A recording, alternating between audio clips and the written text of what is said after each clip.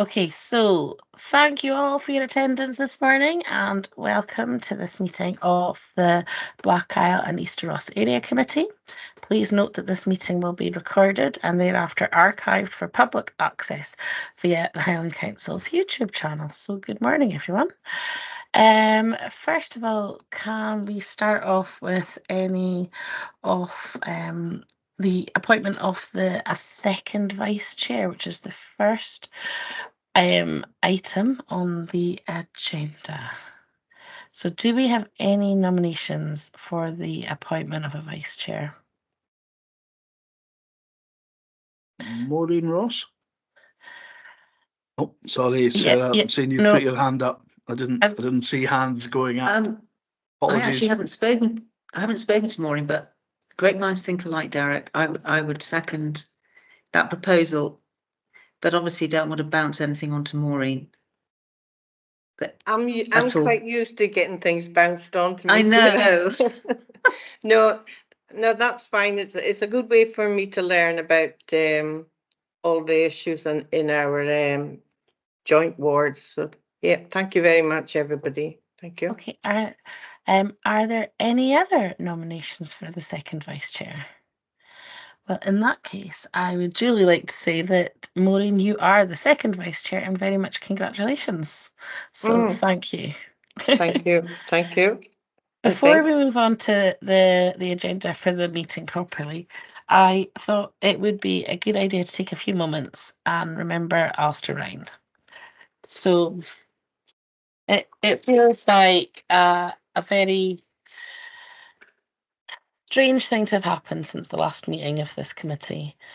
I know how shocked we all were to learn of Alistair's passing and what a big impact that will have on the Tain area. Alistair had served the Tain area as a councillor since 1999, which seems like an exceptionally long time to have done a very hard job. He was much loved and respected, and I'm sure that his passing will leave a huge hole in the hearts of many. If members wish, I would warmly welcome that you take this opportunity, if you wish, to say a few words in Alistair's memory. Maxine. Thank you for giving us this opportunity, Lindsay. I know the tribute was played by the convener at the last full council, but I do think it's appropriate that we say something about Alistair here because he was so important to us. I've known Alistair since probably the mid-90s, but I've known his mother, who obviously is now deceased, but I'd known her even longer. Isabel played an important role in Invergordon. She was a councillor for 28 years, and Alistair followed in her footsteps. But although he followed in her footsteps and she was a formidable woman, he still stood up to her. And I really remember strongly an interview for a primary school head teacher at Newmore School in 1999, where Isabel was chairing it, and I was there as a parent councillor, and Alistair was there, and Alistair voted with me and the others to appoint a lady who stayed for many, many years. And Isabel Ryan was furious and she stormed out of the interview. And I thought, poor Alistair's going to get it tonight. But you couldn't sway him. If he really believed something, he stood up for it, and he stood up for his people. But he wasn't, he was never arrogant. He was never over the top with anything. He was just always calm and, matter of fact, did things properly. It was very sad because a couple of weeks just before he did pass, Alistair and I were sitting having a blether in the members' lounge, and he was saying how he was looking forward to getting his pension. First pension check was due to arrive in 2 weeks because he was going to have his 66th birthday. But sadly, he never saw that because it came the Saturday after his funeral. So I found that particularly poignant, that we talked about something in the future that never came to be, and that was a huge shocker.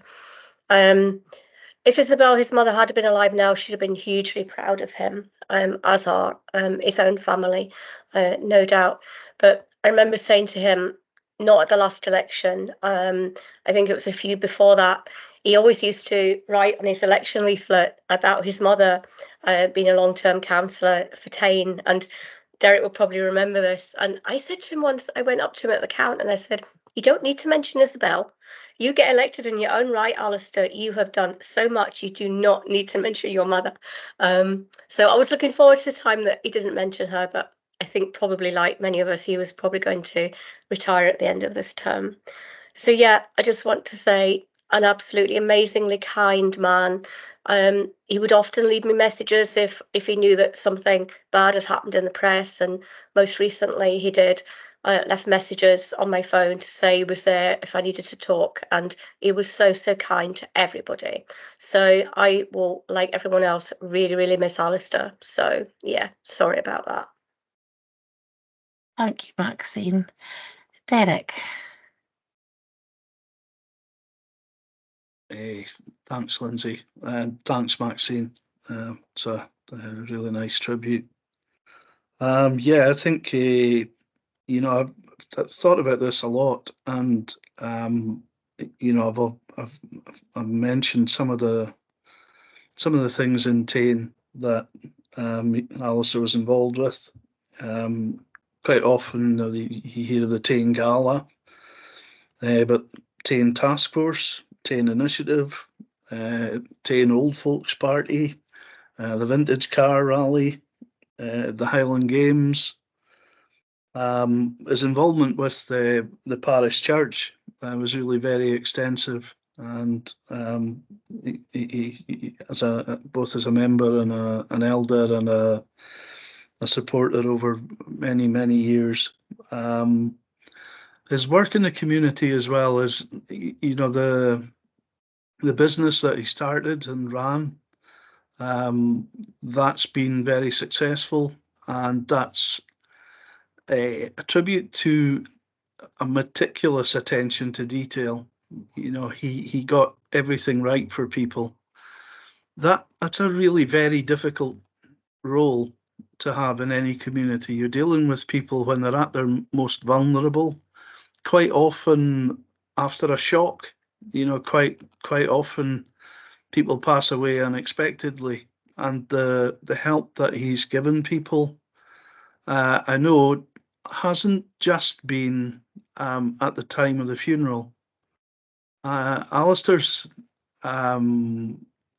care and compassion for people meant that for a long time afterwards he would keep in touch with them and see how they were doing, and that's not something that many people know about, but it's a tribute to him.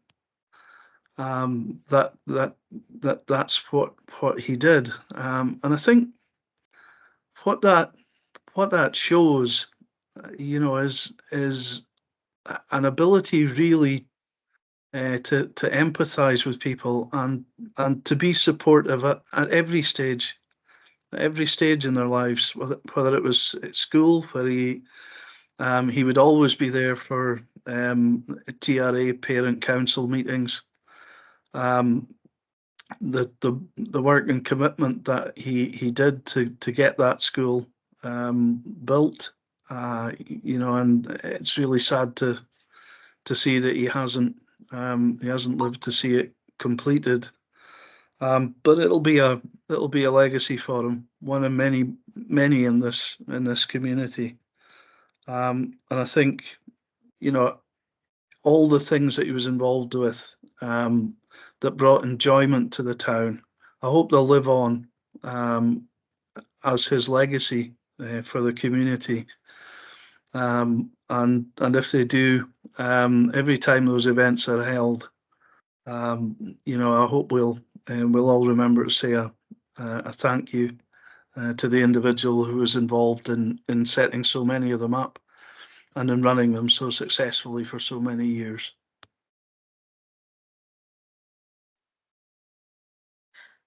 Thank you, Derek. Maureen.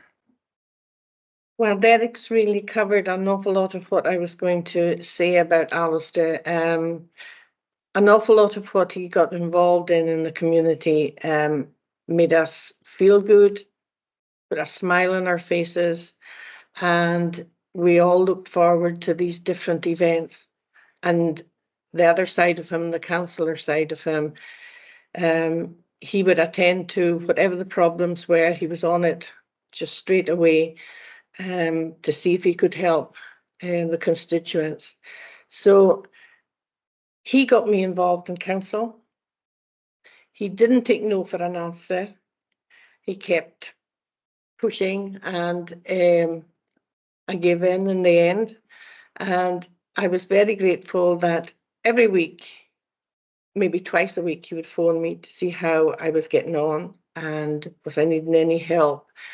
So I miss that. But I've told Derek, I patted his shoulder the other day and I says, now you're on the job now, Derek. You have to phone me every week to see if I'm getting on okay. Alistair was special, and on Friday night here at our Fisherfolk Festival, which he supported year after year, we raised a glass to Alistair, and a great friend, and we will miss him very much so in this whole ward. He equally, whatever the area was, he helped. So we'll miss Alistair. Thank you.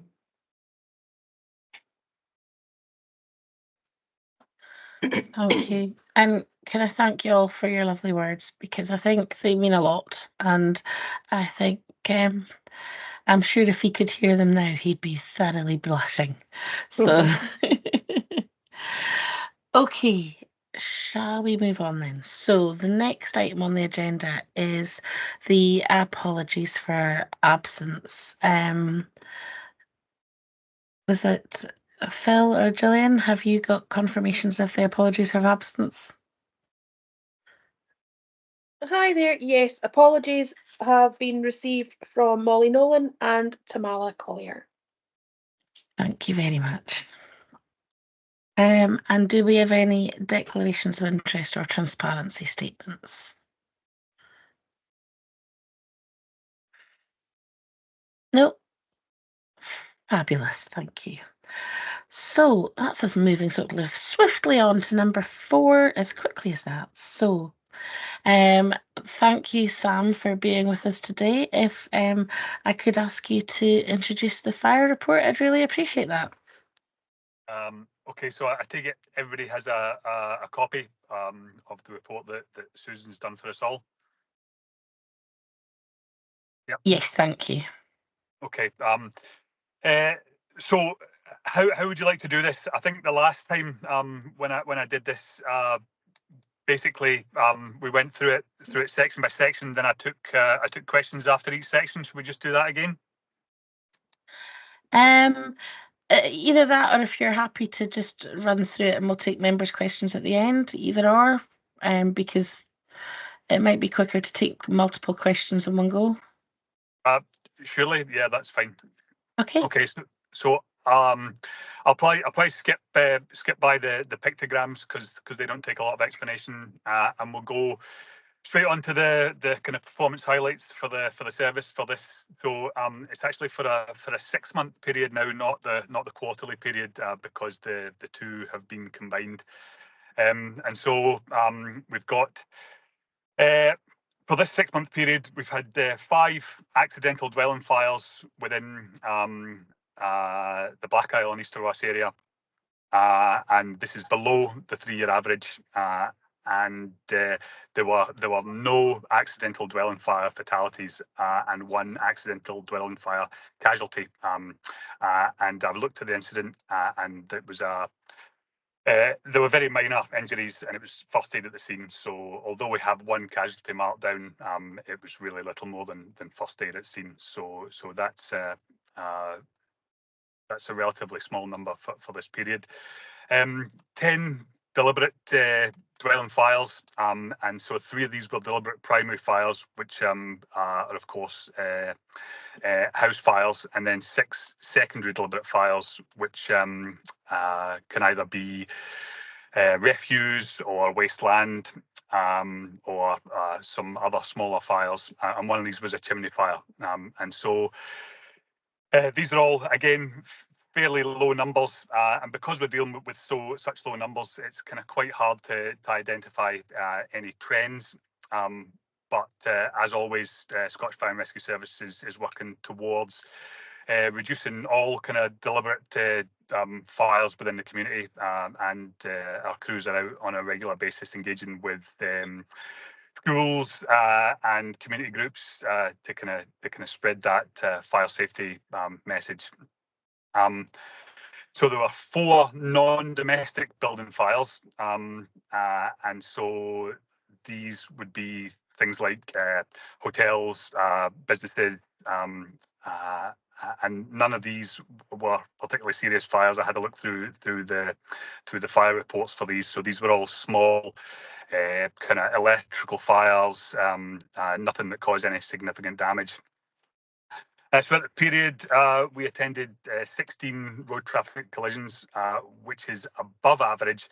But again, we're dealing with such a small data set that it's hard to really see a trend. So we've obviously just come through the winter period, which tends to have a kind of higher level of RTCs than the kind of summer period. And there were 0 fatalities from any of those road crashes. And again, these are statistics that are hard for us to drive down, because a lot of the accidents that happen in the Highlands aren't necessarily with people who are from the Highlands. So getting that road traffic safety message out is quite difficult. However, again, our community safety teams are engaging regularly through Police Scotland to develop strategies to reduce the number of road deaths and road injuries. One of these being the driver refinement programme, which is ongoing at Four Crows Fire Station at the moment, whereby people who ride motorcycles come in and are given road safety advice as to how to keep themselves safe. That's given through Police Scotland, but it takes place at Scottish Fire and Rescue Service premises. And then, so UFAS, which is unwanted fire alarm signals, which are the incidents that we respond to when an automatic fire alarm is actuated. These are significantly down over the last 6 months from the quarter before, and a lot of this is down to our UFAS policy and the way that we attend automatic fire alarm turnouts, and so there may be some questions regarding that, because I know that we discussed that last time. And so obviously we're beginning to see the kind of the implications of implementing that strategy now. And so if anybody's got any questions on that, then I'm happy to take them. So we've done 138 home fire safety visits in the last 6 months. So that's all of the stations within that area and the community safety advocates going out into the community and engaging with members of the public in their homes and giving them fire safety advice and installing smoke detectors, and basically just increasing the awareness and safety within their homes. And so that kind of concludes the kind of main parts of the performance highlights of the report. And so a lot of the rest of the report is really pictorial, and hopefully you've had a chance to have a look over that. So probably what I'll go into is station establishment and availability next. So this is like always a challenge for us to get our stations staffed. Just we struggle with obviously the kind of changing kind of socio-economic situation within the areas that our stations are established, and the fact that a lot of people now don't live and work within the same community. But Black Island Easter Ross are actually a really, really high performing area in terms of the Scottish Fire and Rescue Service on the whole, and our availability at these stations is generally good to excellent. For Trows, which kind of traditionally has been one of the poorer performing stations within the area, has had a number of new staff members recently, and their availability is massively increased since this time last year when I started. So they're up at around about 80% now. And if we look at stations like Invergordon, where the first appliance is on almost 100% of the time, so again, really, really high performing stations. We've got a couple of CRUs within the area. So for people who don't know, they're community response units, and their availability is not recorded, and that's down to the fact that that they don't record their availability through Gartan, which is our availability software. They basically just phone our control when they're available and phone them to say that they're unavailable, so their availability is not recorded. However, I know from dealing with the stations that they still manage to maintain availability that's fairly high. You know, certainly in the 60 and 70%. And so I put some kind of good news stories at the at the end of the report. And so I don't know if anybody's had managed to have a look through them, but I'll just give you a kind of brief overview of some of them. So Invergordon Fire Station is to receive an all-terrain vehicle as part of the new wildfire strategy. And so what this will mean is that they'll be mobilised as an additional resource to any wildfires, not necessarily just within the Black Island East of West area, but out with, and they'll provide support to crews there. The vehicle will be equipped with a high pressure pump that will be able to supply water over a large area to tackle wildfires. And the training for this has been scheduled and will be beginning shortly, and we hope to receive the vehicle at the station certainly within the next few months. So fire skills courses are another really exciting one for the area. So these are basically programs to develop kind of core skills and leadership skills within young people within the communities. And so what we do is we reach out to the local high schools and we get them to give us a list of children who they think would benefit from these courses, and they then come along to the fire station for a week and they get involved in a load of kind of practical and team building exercise with the firefighters and instructors at those stations, and they get a kind of an overview of what it's like to be a professional firefighter. And they get to learn some of the skills that we use, and they get to kind of really bond as a team and kind of bring their team building skills to the fore. So these are really exciting, and so we've currently got funding to run one of these at Alness High School, and we're hoping to get funding to run a second one at Invergordon High School. So that.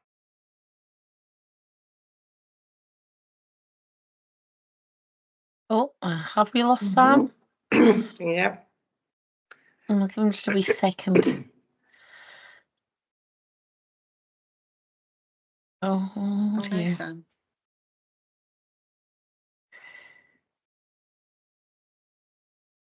Hello, Jamie. Are you here to rescue Sam?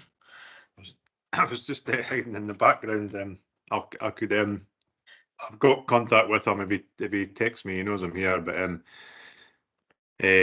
yeah, I'll just pick up while he's finishing off and just kind of just pick up on the back of what he was saying there.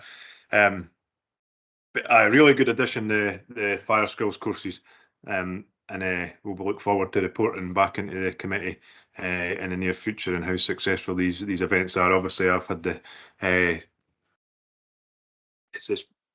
privilege of attending like the passing out parades for ones we've run in Thurso and work, and it's really good to see the young adults, how much they progress over the week and how much they take away from that course. So look forward to that. I'm trying to think what else Sam had on the back of his report there on these good news stories, but I think he was coming to the end of the. I think that was report. pretty much near the end, wasn't it? There was only the little bit about the ultra lightweight fire appliances at the community response units. Yeah, so I could, and probably that stuff can probably add a wee bit in addition to the report. That's because with the report being published 7 to 10 days ago, we've got an update since then as well, and it'll be partially an update for Sam because I've not caught up with him this week. But yeah, so the Scottish Fire and Rescue Service have purchased a number of ultra lightweight fire appliances, so they were purchased from last year's budget. So that contract's all signed, and they're currently in the build phase, and we're waiting to receive them into the area. They won't all come at once. It'll be a phase. They'll come in a phase over a few months. But we've not got official delivery dates for that yet. But when there's ones coming to our area, we won't wait. Well, if it's all right with everybody, we won't wait till the next scrutiny meeting to inform you. We'll get that communications out to the members of the committee to let you know exact times, exact dates when they're going to arrive, and just keep you updated with the training. They all come with brand new equipment on them as well, and some additional equipment. So we're already started. We know what that equipment will be, and started building up training packages, basically just so as soon as they arrive, we can get them to work and what we call on the run, get them available for use without any delay. Obviously, as you expect, there's a couple of health and safety documents to do and pure documents, but they can all be done in advance, so nothing delays. Nothing delays the rollout at the end of the day. The primary purpose of these vehicles is really to replace the LDV vehicles. So that's just a type of vehicle that we've had for a number of years now, and that it's coming towards the end of their life, and that's been the priority, to replace these vehicles this year, and that's the plan with these ones. So and they're primarily the LDV vehicles are primarily CRU stations. I don't start up in the morning and just try to get 3-letter abbreviations to come to the committee with. That's primarily what we're looking to do. And so at the minute we've got LDV vehicles at the likes of Speenbridge, Ballantor, Leibster. It's probably the closest ones to us. We've got a slightly different vehicle at Cromarty. So that station and vehicle is within the scope of this project, but it might be that we delay Cromarty, where it being the priority is to replace these LDVs. Anyway, happy to field any other questions until Sam gets back on, folks. I'll try my best to do that for you. Thank you so much. And Jamie, can I thank you so much for stepping in at the last minute? That was very, very kind of you to be on the call to do that. I have a number of questions, but I'd like, if I use mine to mop up at the end, I think that's possibly the best way of going about it. So, Derek, can I go to you first for your questions? Okay. Yeah, so great news about the Ballantor, and looking at the unwanted calls, that one seems to have come down 75%. So clearly there's a dramatic change in the number of call outs from that change. So we can clearly see now why the change was being proposed, Jamie. So that's a positive thing as well. What I wanted to comment on isn't actually the report. I attended the retiral in Tain for two members of the station with extremely long service. That was David McLeod and Alan Duff. So it's just I'd like to take a sort of public opportunity to thank David and Alan for their service.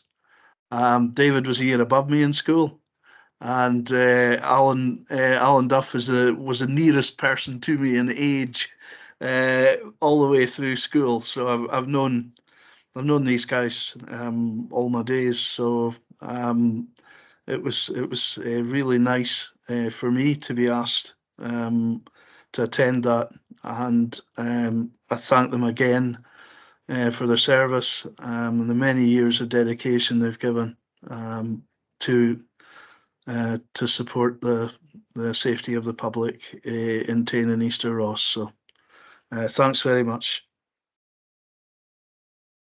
Thank you very much for that, Councillor. And I know you met the crews on the retired functions, but I'll be sure to pass that on. But yeah, just to reiterate that, it's a huge loss to the fire service in the area. Two significant characters from the station, but they certainly will leave a legacy and passed a lot of good firefighting skills on the crews there. And obviously David's son is a full-time firefighter in Inverness, and as well as an on-call firefighter at Dornoch up in the next north, wee bit northerly in the committee. But yeah, and unfortunately a bit of common a bit of common occurrence just now. We've got a lot of firefighters, crew and watch commanders within the committee area that are coming upon retirement within the near future, and obviously it's just something that we need to react in response to. We've got a profile. We know we've got early warning that people are looking to retire. Something that I kind of not written down by any means, but obviously on-call firefighters have spent a significant amount of their life and their family time contributing to the community. So what tends to happen is they do give us a bit of notice to say, listen, I'm thinking about retiring. If I'll hang on until you get somebody in, I'll hang on until you get another driver trained up. And so, yeah, that's some of the projects that we're working on just now. They will give us that time to get organised, prepared, get somebody new recruited, get somebody upskilled to take over the role. But yeah, a couple significant lengths of service due to retire from Cromarty in the next while as well. But thanks for your comments on that. Super. If I can ask Sarah to come in next. Hi, Jamie. The good news have always been mentioned, but the new policy, incredible on the call outs, was fantastic. And the fire skills courses, I mean, just fantastic, brilliant, absolutely love it. What age are these kids that come? Because I'm linking that to the recruitment crisis. So this, to me, I see this as a way of resolving the long-term strategy for future recruitment is to engage young people in what you do, because young people wouldn't know. So first question is the age range of the kids that are doing these courses. B, I know you mentioned funding, but C, it would be great if there was a program. I mean, I'm not just thinking obviously of my own local school, but a program schedule as well, wouldn't it, of the aspiration to roll this out right across Highland, if possible, would be brilliant. And the rider refinement program as well. I think these proactive initiatives are absolutely brilliant. And I just say to your team, I think your call out, when I call your service, I always get the phone is always answered. And so just credit to to the system for that. Even on a Friday afternoon, I've had to, with a fire risk house or whatever, your team have always been absolutely on it. So thanks for your service on that. No problem. Thank you for that acknowledgement. Yeah, we'll always attend every emergency with the nearest resource that we have available. We're in a fortunate position that we don't need to kind of queue calls and anything like that. We would never queue calls. We would just send the next nearest appliance. If the nearest appliance was committed to something else, we would look and see would we redirect that appliance or just get the next nearest. And we've got stations strategically placed within Highland. But yeah, I appreciate your comments, and I'll just try and answer the questions that you had there. So primarily, so it's secondary schools that are involved in fire skills, and it tends to be pupils in S2 and S3. And obviously, what we're trying to do there is get close to the kind of working age as we can without having an impact on exams that obviously S4 pupils will have. So yeah, there would be there is that potential that there's a gap between them having this week's input. And them turning 18 for to potentially join the fire service, but that's one of the kind of aims and priorities of the course, is just to plant that seed for pupils to think about this as a initially as a part-time on-call career in their local community, and if they enjoy that week, it just plants that seed for them to think about staying in the area and joining up with their local crew in the future. What the week does as well is it actually just increases employability across the whole, because it's given that structure and that routine. Yeah, I completely understand that most pupils are going to school on a regular basis and attending at a set time, but we kind of run it. We can't run it like attending work, like a work placement. So it's got be there, turned out properly, and each time in the morning and just run a routine during the day. So it just really prepares young adults for the work environment. May also plant the seed for them for a full-time employment with the service, but it just gives that kind of discipline, resilience for future jobs. But funding for fire skills is certainly one of the limiting factors. And if there's anybody on the committee that's got any suggestions moving forward of how we could secure different funding, that would be appreciated. So that this funding for this course that's Alness Academy coming into Invergordon Fire Station is primarily being met by Scottish Fire and Rescue Service. We will.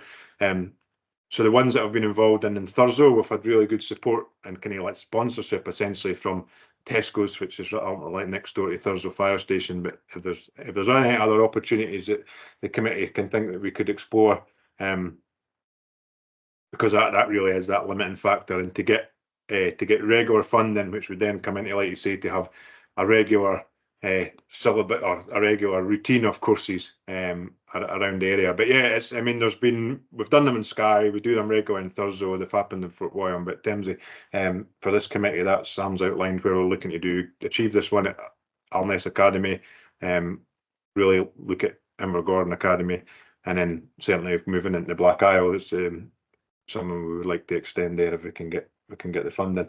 And then Sam covered the rider refinement well. And it was really just to point out that as he did do, that was that's obviously a joint initiative between us and the police, and it's really good to see us working together. They supply the motorcyclists with the expertise, and we supply the venue and probably the tea and coffee. We probably supply that because the police are not taking that. Thank you for that. Super. Welcome back, Sam. I hope the technology will stay with you now for the next bit. Are you okay, Sam, to if we move on to Pauline's questions to answer the next ones? Oh, we're not hearing you, Sam. I'm not hearing you. I'll just continue. The gremlins are still there. Okay. Pauline, over to you. Well, first of all, thanks for the report. I never mind reading the fire station's report, I have to be honest with you. It's one of the nicer ones. Anyway, really, what I would like to do is, first of all, to acknowledge the massive fundraiser that Invergordon did with a car wash the other day, and they raised some funds, which is amazing. So I'd like you to pass on our thanks to them for that. Also for opening up, because they've been opening up and they've been serving teas and coffees over such a hard time, and it was, in our local area. So there's older people have been able to go in and sit and have a wee cup of coffee and a wee blather with the fire station, and actually they've loved it. So you can pass on our thanks for that too. And also the schools, talking about the schools, I mean, it's phenomenal. It's fantastic. And we're very, very lucky. I'm aware of that, living where we live, because ours is so accessible and they're so open. I'm sure Maxine will agree with me. We've never had an issue with Invergordon. They've always been open. I was the first to help at charity events. They come along to everything. So you really just keep doing what you're doing, guys. And whatever we can do to support, we're happy to do it. Thank you. Thank you very much for that, and I'll be sure that between Sam and I will definitely pass that back to the crew at Invergordon. We both feel very lucky as managers in the organisation to have that crew there as well. And yeah, brilliant fundraising event recently, and different titles for it. Somebody mentioned to me at the Easter Ross Community Partnership meeting that they preferred if we called it someone else because they were struggling to pronounce it. But yeah, whether it's Cuppa with the crew, Brew with the crew, Warm Spaces, ultimately we will continue to throw the doors of the fire station open and welcome the community in to meet with the crew. And yeah, in the winter time, if that's a warm space for certain people in the community, then we'll continue to do that. There will be, I'll mention it towards the end if it's okay with the committee, but just I'll briefly mention it now. There will be another kind of doors open day at Invergordon Station, just a kind of informal one, short time in the near future, and I'll get that signposted to you because it's linked to our service strategic review programme, which I'll touch on towards the end, and that's we'll give a bit of input then as well. Okay, thank you. Can you hear me now? Yes, yeah. Yes, yeah, brilliant. Thank you, Sam. That's the 25th of May, that event you're talking about, Jamie. So, Cuppa with the crew at Invergordon. 20th, 20. 25th, I think that's Saturday, is that right? Yeah, I think so. So folks, we'll get a kind of semi-formal invite out to you if you'd like to join us on that. And I've just forgot something else that I meant to mention when we were talking about the fire skills. We're also really keen to get members of the committee invited to events that we're running. So when we talked about the fire skills, can you watch this space for an invite to the passing out parade for that, because that's what we've done in the past, and so certainly get that invite along to you. We obviously invite the young people's family and friends to a passing out parade so that they can show off their skills. So we'll certainly pass that on to you. And it's also something we're looking to do if we have, and you probably had invites in the past, but if we have it just again, we're fortunate that Invergordon has also got the training centre, the main training centre for Highland.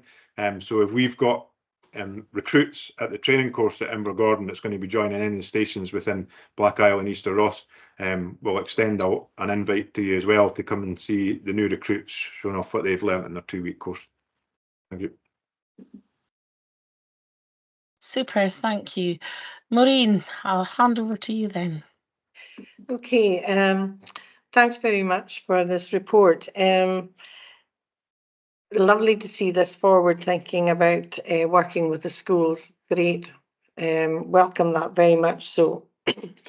Down where I am, we have one of the LDV vehicles which will be getting replaced by one of the new units, which great.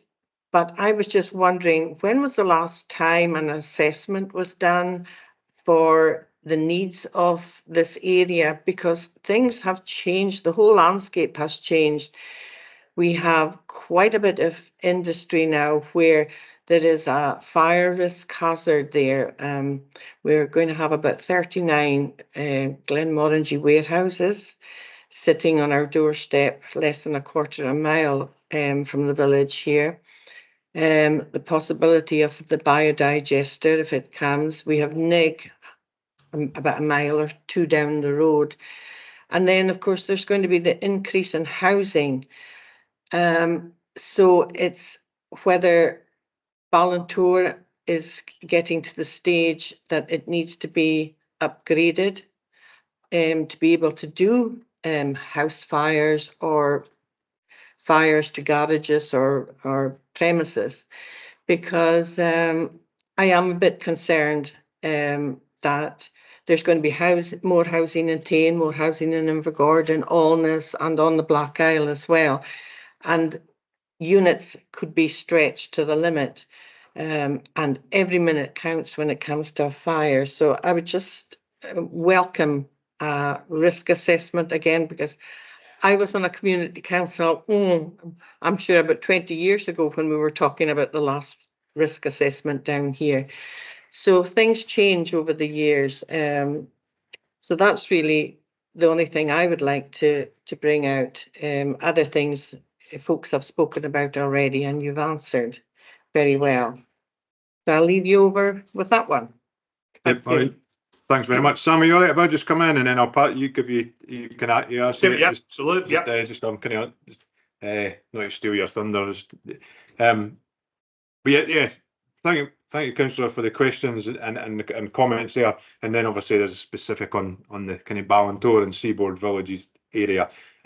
So just as a bit of immediate reassurance, certainly Sam and myself as officers within Scottish Fire and Rescue Service based in the area, we've got the ability to review and feedback on risk within the area pretty much any day under our ops assurance policy. That, and that would be in terms of our kind of forecasted response to anything that may happen, or when we debrief on the back of incidents. We've got that ability to feedback locally and a larger organisation, so we can do that at any time. As you would expect, the changes in Ballantor and Seaboard Villages are not unique to that area. We could probably see, well, we do see changes in risk within many communities within Easter Ross and Black Isle, within Highland, and within Scotland and as a whole. a project that's been running for a number of years is something that's called CRIM, and that's a Community Risk Index model, and that's modelling that the Scottish Fire and Rescue Service are doing based on primarily on historical data, but also to do with the demographics in the community and people that live in the area, that we can factor into modelling from there. But ultimately, if it's okay with the committee, I'll just mention now. I was going to mention at the end, but it's really pertinent to Councillor Ross's question. You may have seen advertised, and I hope you have seen it advertised, because we've been working hard on getting the message out there. Scottish Fire and Rescue Service is currently underway with our Strategic Service Review programme. It's basically a change programme, and we're now seeking the views of public key stakeholders, partners, and our staff at the minute. So there's an online survey available. If between Sam and I, we can get that link to the committee today, because it's live and ready to go. And I would really encourage you. I would really encourage you to do that. As like you say, in terms of that risk assessment, that modelling. At the minute, we can only plan and forecast with what we know is there and exists. However, yourselves as councillors and members of the public, if they're aware of things that may be on the horizon, this would be the opportunity to raise it through the Strategic Service Review programme. So there's an online survey, and I would encourage you to go on there. And there's kind of voting boxes, radio boxes to tick, but there is a number of areas where there is free text for you to put your views over on that. And so it comes at a time that will be able to give you reassurance to your queries. Hopefully that answers. And Sam, I don't know if you have anything to add to that. So possibly just to kind of alleviate some of the councillors' concerns around about fire cover within the area. So obviously you'll be aware that we have a multi-pump station at Invergordon and a single pump station at Tain, both with excellent availability. And under the new strategic review, the Invergordon fire station has now been identified as a strategic location, which means that it will never be without an appliance. So if Invergordon happened to be called out somewhere else, then there will always be an appliance sent in to stand by at Invergordon, which means that Invergordon fire station will never be unavailable. So you'll always have a response from Invergordon, and that's part of our commitment to the communities at Ballintor to provide them with a fire service. Fantastic. Okay. Thank you very much. Marvin May, can I bring you in? Thank you. I firstly just want to thank you on the incredible report. There's so many points in there that are really fantastic, and I'm really delighted to see it. And I was just really curious to know a little bit more about the Rider Refine programme in terms of what all that covers, and whether it's just open solely to bikers or whether it's open to car drivers as well, who possibly want to put themselves in a biker's shoes to understand their perspective of the road for a while. And just to say, if you need any help promoting it or advertising it, please let us know, because I would be delighted to try and share it as far as possible, because I think it's really fantastic. Yeah, so thanks for the question. This is actually a Police Scotland led initiative. So we obviously as a partner agency, we provide them with the use of our facilities, because a lot of our fire stations have big drill grounds at the back that are good for kind of like manoeuvring and things like that. So a lot of the practical exercises that they do are the fire stations a suitable location. And so yes, it's police led at the moment. I don't think that there is an option to take part in it unless you are a biker. However, that education of all road users does go a lot wider than that. Our community safety advocates run other safety events for the education of the kind of wider road using public. However, there's always a course critique after all these courses have run, and if that could be something that's possibly beneficial in terms of educating drivers who are not motorcyclists as to the needs of kind of cyclists on the road, then yeah, I'm sure that's something that Police Scotland would be interested in. So I can certainly raise that with Paul Young, who's the station commander for Pros, and get him to feed that back into Police Scotland. Perfect. Thank you so much. Okay, no problem. And I was going to say, lastly, I've only got a few points left myself because I'd written out a big list of 8 questions, and I'm so glad I'm going last because now it's only down to 3 or 4. So the first thing I want to say was I'd like to congratulate you all on the huge number of home fire safety visits that have taken place. I noticed in the report it was 266 visits, and I think given that we've got an ageing population, many of whom rely on oxygen at home, that's really, really impressive. So I'd really like to thank you for that because I do think it's instrumental in keeping communities safe. I was going to comment on the 16 road traffic accidents that there has been, and I just wanted to acknowledge that these events must be very hard for firefighters to attend, and I realise that although it's part of the job, there is obviously going to be some distress and some trauma there. And I just wanted to ask that firefighters are able to access, services to be able to debrief after these events and acknowledge what might have been very difficult or traumatic, situations to work in. The third thing I wanted to pick up on was the youth training. I am super delighted about this bit because this is when I'm going to surprise everybody with how boring and naff this is. But that is my national record of achievement from back in the day. I dug this out specially. I have, it's going to not show now. I've got the 3. I have got National Youth Training. I have got National Youth Advanced Training. And I was the first young person in Scotland to get Highlands and Islands Fire Brigade Gold Award Fire Training Certificate as a youth award. And it was all done back in the day in the 90s with leading firefighter Norman Douglas, who I know has since passed away. So I know firsthand how awesome these courses are, and how the level of dedication that the fire service put into these is just fantastic, and the impact it can have on your whole view of how the fire service operates. So I'm delighted to see them going. And as a youth leader myself, I would like to know more if you're planning to extend this to youth groups, because that's how I got involved with these courses. And I know that, for instance, Scouts has, firefighting badges, and because that's one thing about Scouts, we're very good at lighting fires, but we like to put them out as well.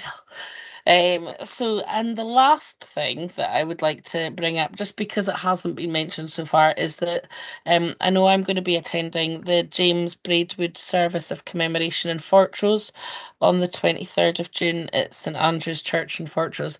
And it was a beautiful service when I was there last year, so I'm looking forward to attending that again and seeing the blessing of the fire engines. So, so thank you. Yeah, thank you very much, Lindsay. So I'll take your points in order, I think. So in terms of attendance at road traffic collisions, you're absolutely right. These can be very, very traumatic events. And one of the things that a lot of people also don't consider, and it's something that I've been really, really aware of since I've come up here, is as a whole-time firefighter, we tend to not work in the places that we live. And so when we attend road traffic collisions, 9 times out of 10 or 99 times out of 100, we have no personal connection with the people involved. However, I have spent brief periods of time working in the area that I live. And one thing that happens when you get turned out to a road traffic collision is you're immediately thinking about people who you know, members of your family who might be on the road at that time. And that's always in the back of an on-call firefighter's mind every time they attend one of these incidents. And so every part of attending road traffic collisions can be a traumatic experience. And we do capture that as a service. So we have what's called the post-incident support procedure.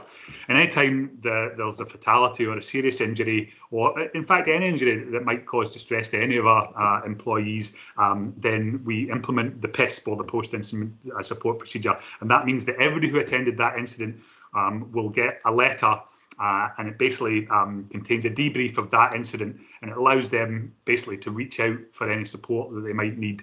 And it also means that a record is kept of all of their attendances at these types of incidents, because it can be cumulative. You know, you might find that one person has attended 40 serious road traffic incidents throughout their career, and so it's important that we capture that information and make sure that those people are supported.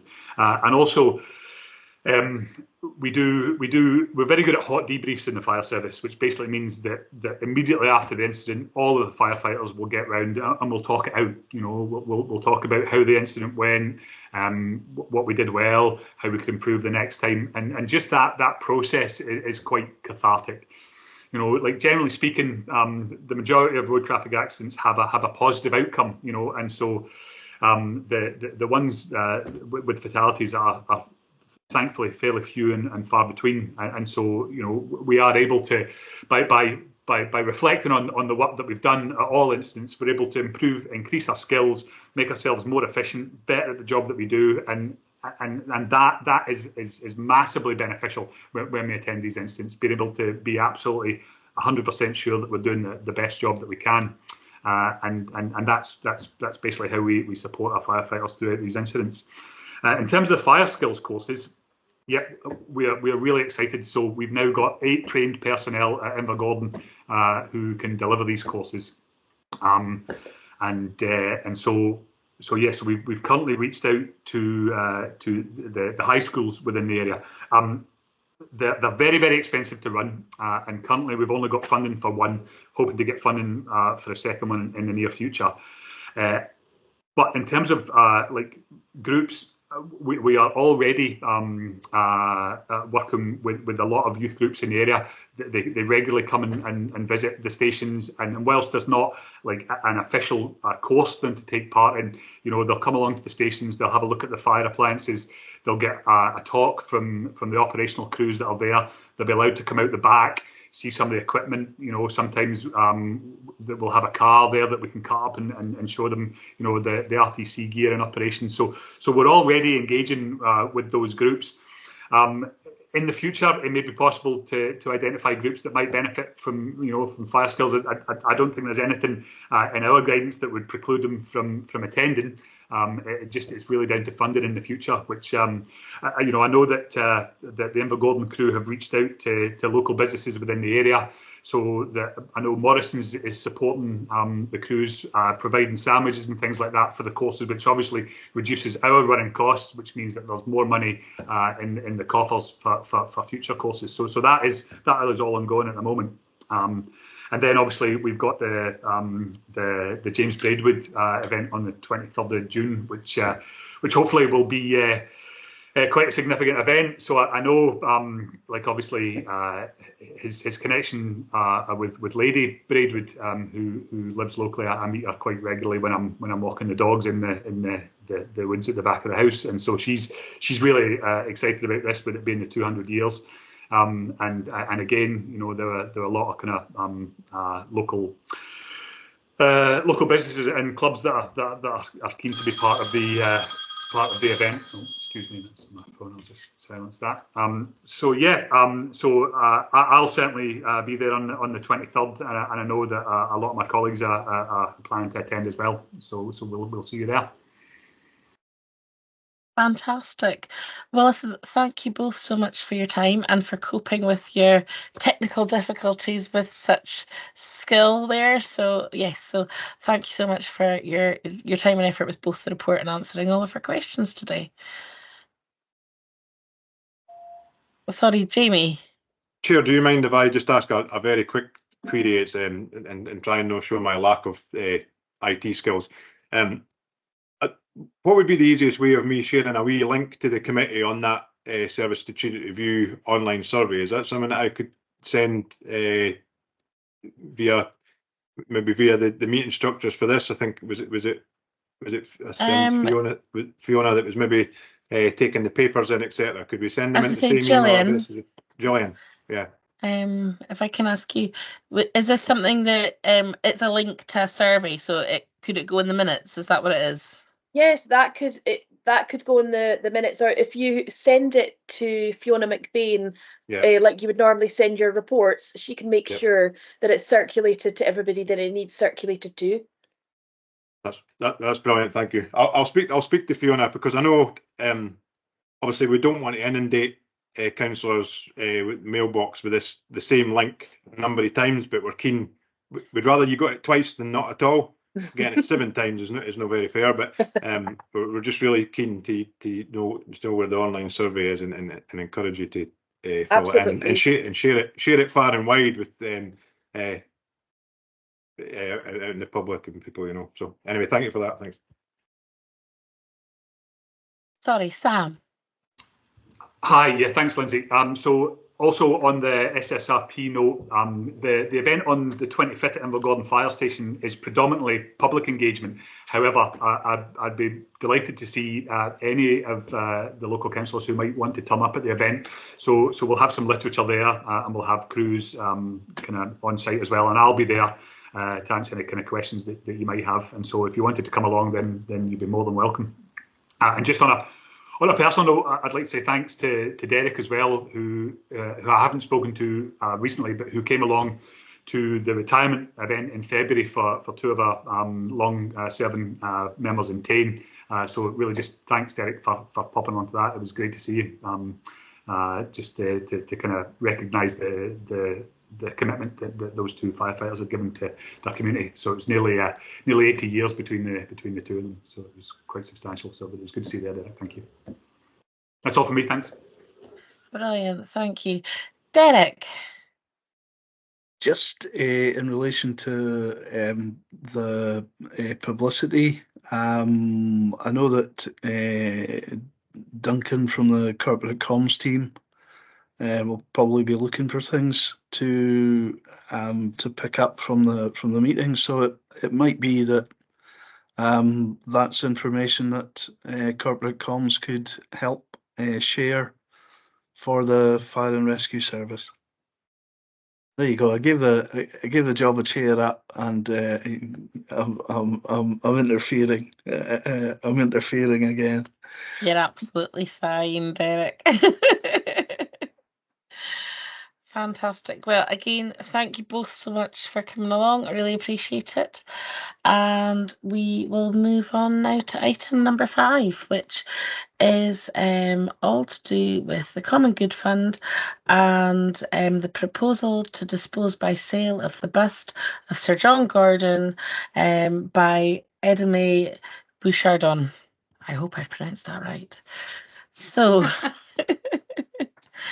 And I think we've got Sarah with us to go over that with us. Yes, good morning, members. Pretty good pronunciation, I have to say, yes. The report before you today, members, is the report on the outcome of the public consultation in respect of the proposal to dispose of the Bouchardon bust by sale. The report also refers to a number of appendices to that report. The two later appendices, number 3 and 4, are already attached for ease of reference, because they're the original consultation document and the report that was before Area Committee at the end of October last year. That was, as a lot of members will recall, quite a detailed report with a lot of information in it. So it's there for reference. Appendices 1 and 2 contain direct information distilled as a result of the consultation process. So Appendix 1 is the analysis, and some of the main points and themes from that analysis are actually included in the Area Committee report before you this morning. And Appendix 2 contains all the representations that we received from the forms that they were submitted to us. So the representations have to be in writing. And for this consultation, we allowed postal, we allowed email representations, and we also operated an online form system. We had all formats used. We did receive one postal response, so we had all formats used, the most popular being the online response, which is great on the one hand. It actually makes quite a lot of additional work on the other, because we have to extract each response to each question separately. But we're then required to produce those responses in a way as is appropriate for the way we run our consultations, but in a format that we can show all information that has been received by way of representation in a document we can publish on the council website together with our representations. And I appreciate that is a lengthy document. It goes over about 39 pages. So the analysis serves to summarise and distill some of the points that are in those representations, but obviously those representations are still extremely important. So I wouldn't propose to go through page by page. I mean, I'm hoping members have had the opportunity to look at those representations and see what they say. So from the point of view of the consultation itself, the consultation ran for the required 8-week period, just over 8 weeks period. And we received a total of 68 responses across the formats we utilised. We did get one person who replied by email and by online, and we also got one person who sent in identical online representations. But because we asked for a certain amount of demographic information, and we ask for a form of contact so we can notify people of the outcome of the consultation, we were able to ascertain that they were the same person. So we only counted their response once for each person. A complete range of responses, but if we broke it down to a numerical calculation, 3/4 of the responses are in support of the proposal to dispose of sale.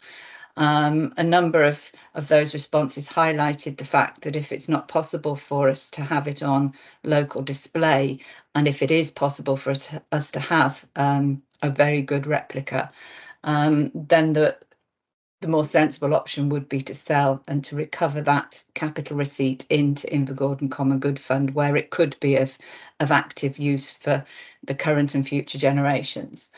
In respect of the type of areas where people were opposing the proposal to sell, it was very much around the idea that we should be trying to find somewhere that it can be displayed locally, that if it was disposed of, then it's gone and it's gone forever, which is the same as the disposal of any asset really in some respects, but that this may have a cultural and direct link to Invergordon were we disposing of a part of history. So there's an awful lot of points, very valid points for and against, that need to be considered. It's one of those situations where when you look at the percentage responses and you look at the level of support, overwhelmingly it's to approve a recommendation to sell. In doing that, members, you have to consider very carefully those people that have said and have been in opposition and have said, no, we don't want you to sell, because you have to be sure, if you follow the recommendation in the report to approve the proposal, that you have done that taking into account all representations received and balancing those representations against the interests for the common good, against your view as to whether or not it's the appropriate course of action to take. So as members can see, the concluding part of the report is very much that the outcome would be to approve a recommendation to go to full council to make the decision that the bus to be sold, that we take the steps forward. It's a long way from that bus ever being sold. This is very much the first step in consideration of a very long process, and the report that is produced at Appendix 4 for information details in an awful lot of detail what all those other processes are and what we have to go through long before we ever get to that final point. I think the important thing as well is to mention that the type of replica that is being proposed is of exceptional quality in and of itself. We've taken advice on the type of replica that would be obtained. And again, members can see, we've gone to Sotheby's for that advice, and they have recommended this company that's referred to as Factum Arte in the report. Please Google them, have a look at them. It's an absolutely fascinating process. They work with museums all across the world, and they produce a quality of replica that we have certainly been advised that you would have to be an expert to know the difference between the real thing and the replica. It's down to that good a quality of replica, and that at the moment, with the offer that we have on the table as well, is being proposed to be obtained at no cost to the council. It would be paid for by the people that are making the offer. I think really the report covers everything. There's an awful lot of information. It's almost too much to try and cherry pick the bits that I think I can highlight to you. I mean, I'm happy to take questions. I think perhaps that's the way to go, and cover anything that members that you may wish to know. I appreciate it's an awful lot of information contained in an awful lot of typing, and it's a big decision to make. Of course it is, as far as Invergordon is concerned. So perhaps if I pass it over for questions and just take it from there. Thank you so much. I can totally see how much background work has gone into this. The consultation looks absolutely massive. And so first of all, before I hand it over to anybody else, I'm going to congratulate you on getting such a good number of responses, to be honest. I think that's indicative of where the decision making has to go, is in line with probably what comes out of what the community say. So can I hand over to you first, Pauline? Yeah, thanks, Lindsay. Yeah, Sarah, thanks for the report. Obviously, it's very detailed. Now, this is just, I don't know how to put this. This is just a few concerns from the public. Okay, so it's just, I'm just asking you a concern, just so that we've said we're covering everyone. The Invergordon Community Council feel that, you know, it's not, the consultation didn't hit enough people, because there's 4,000 about 4,000 people in Invergordon, and they were concerned that it's only just a handful in their eyes that's actually answered the consultation, which the consultation came back high, but I don't know how many people that includes. Well, I can't remember. Sorry, I did look it up. I can't remember. Also, you know, they were wondering if they could have maybe a drop-in or something. And they did ask for a note or something to be put in a door, but I don't know if that would be appropriate, because I mean, as you said earlier, we need to have to know who's doing it and the names and the addresses to make sure it's hitting the right people. This is just concerns I'm getting out there, just so that you know that us as local members have went through the whole thing with you, you know. What else was I going to say? Yeah, and could you, before we go any farther, because I think this is very important for a lot of people in Invergordon, could you explain the Common Good Fund, and could you explain how that works, who gets the money, how it's divvied up, that kind of thing for us, if that's okay, Sarah? I know it's went through again, but just for the people online's sake as well, if they could maybe hear it, how it's all going to work. And then I'll give my opinion later, if that's okay. Thank you. Certainly. Would you like me to deal with that first? Is that easier if I deal with it first? Maybe if I flip it on the head, first of all, the Common Good Fund, it's a Common Good Fund. We have in Highland a number of separate Common Good Funds, but each Common Good Fund is a pot of property and or cash assets, depending on the fund, that was owned by a borough council prior to 1975. Some of those funds came about by royal charter.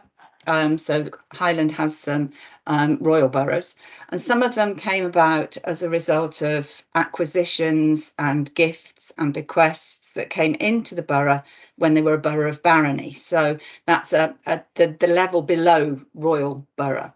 So the royal boroughs got theirs from the crown. The boroughs of barony got theirs from acquisition, from gifts and bequests, Invergordon being a borough of barony.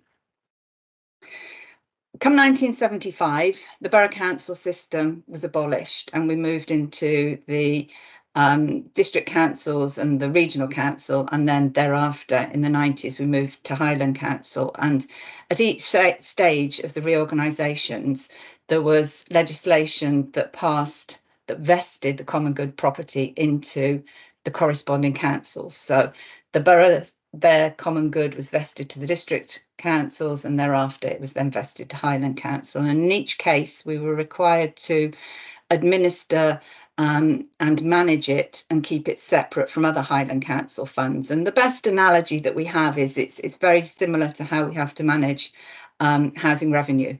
It's managed completely separately. Sometimes it's quite difficult to identify what is and what isn't common good fund. It's wonderful when we have a document, when we have a title deed to a piece of land or a building that actually says that it's to be kept for the behoof of the community forever and a day, or land is to be for recreation purposes and no other use for all time coming, and if it avoids the reference to the word trust, because if it's trust it can't be common good, so provided trusts are not included. That's wonderful, but sometimes it's not quite so straightforward, and we have to go a little bit behind some of that and investigate the purposes that any land, building or property was acquired for. And in some respects, that's exactly what was done with the Bouchardon bust. And that's where the borough minutes have been absolutely invaluable. And I've spent more time than I could possibly detail delving through borough minutes. I mean, they're fascinating in and of themselves, but you do get drawn down very many rabbit holes. But that's where we found a lot of the information on the Bouchardon bust that allowed us to make the assessment. I mean, the most important thing was it was acquired by the borough council. It was borough property. Only borough property can move on to be common good. So your big concern there, and everybody's big concern, that is in many ways, common good then is a closed account. No new common good property can be created after 1975 because the borough council system ceased to exist. Some of Highland funds have been in a position where they've had revenue assets sufficient to allow them to purchase investment property. So there's one or two of the funds that own investment property for letting purposes, and they've been purchased since 1975. And that's a bit of an anomaly. That's not really covered in any great detail, and there aren't many funds across Scotland that have been able to do that. So the few funds that have sort of had to create almost another category of where we specify that to be common good investment property, and it has a different entry on the common good asset register. But for instance, to give a very real example, if the bust was sold and recovered this major capital receipt, one of the things that could be open to Invergordon common good to do would be to purchase a property that would then be leased, have a good rental market that would then bring in income. If the property market as an investment is an advisable market at that stage, that would be one of the things that could be considered, of course. So that's how the investment property comes about. Something like the bust is classified as a heritable asset. It's any receipt, cash receipt from the sale of that asset would be considered as a capital receipt, and the council is tied by certain financial statutory responsibilities as to how those sort of receipts are handled, and the common good is governed by those in exactly the same way. So a capital receipt is held differently to the revenue receipts that we have. So anything that we've earned by way of income or interest is a revenue receipt. We can use those for spending as members managing the common good consider as an appropriate use of that money. Capital receipts obviously can only be used and defrayed then for capital purposes or capital projects, or used for investment to generate income that can then be used.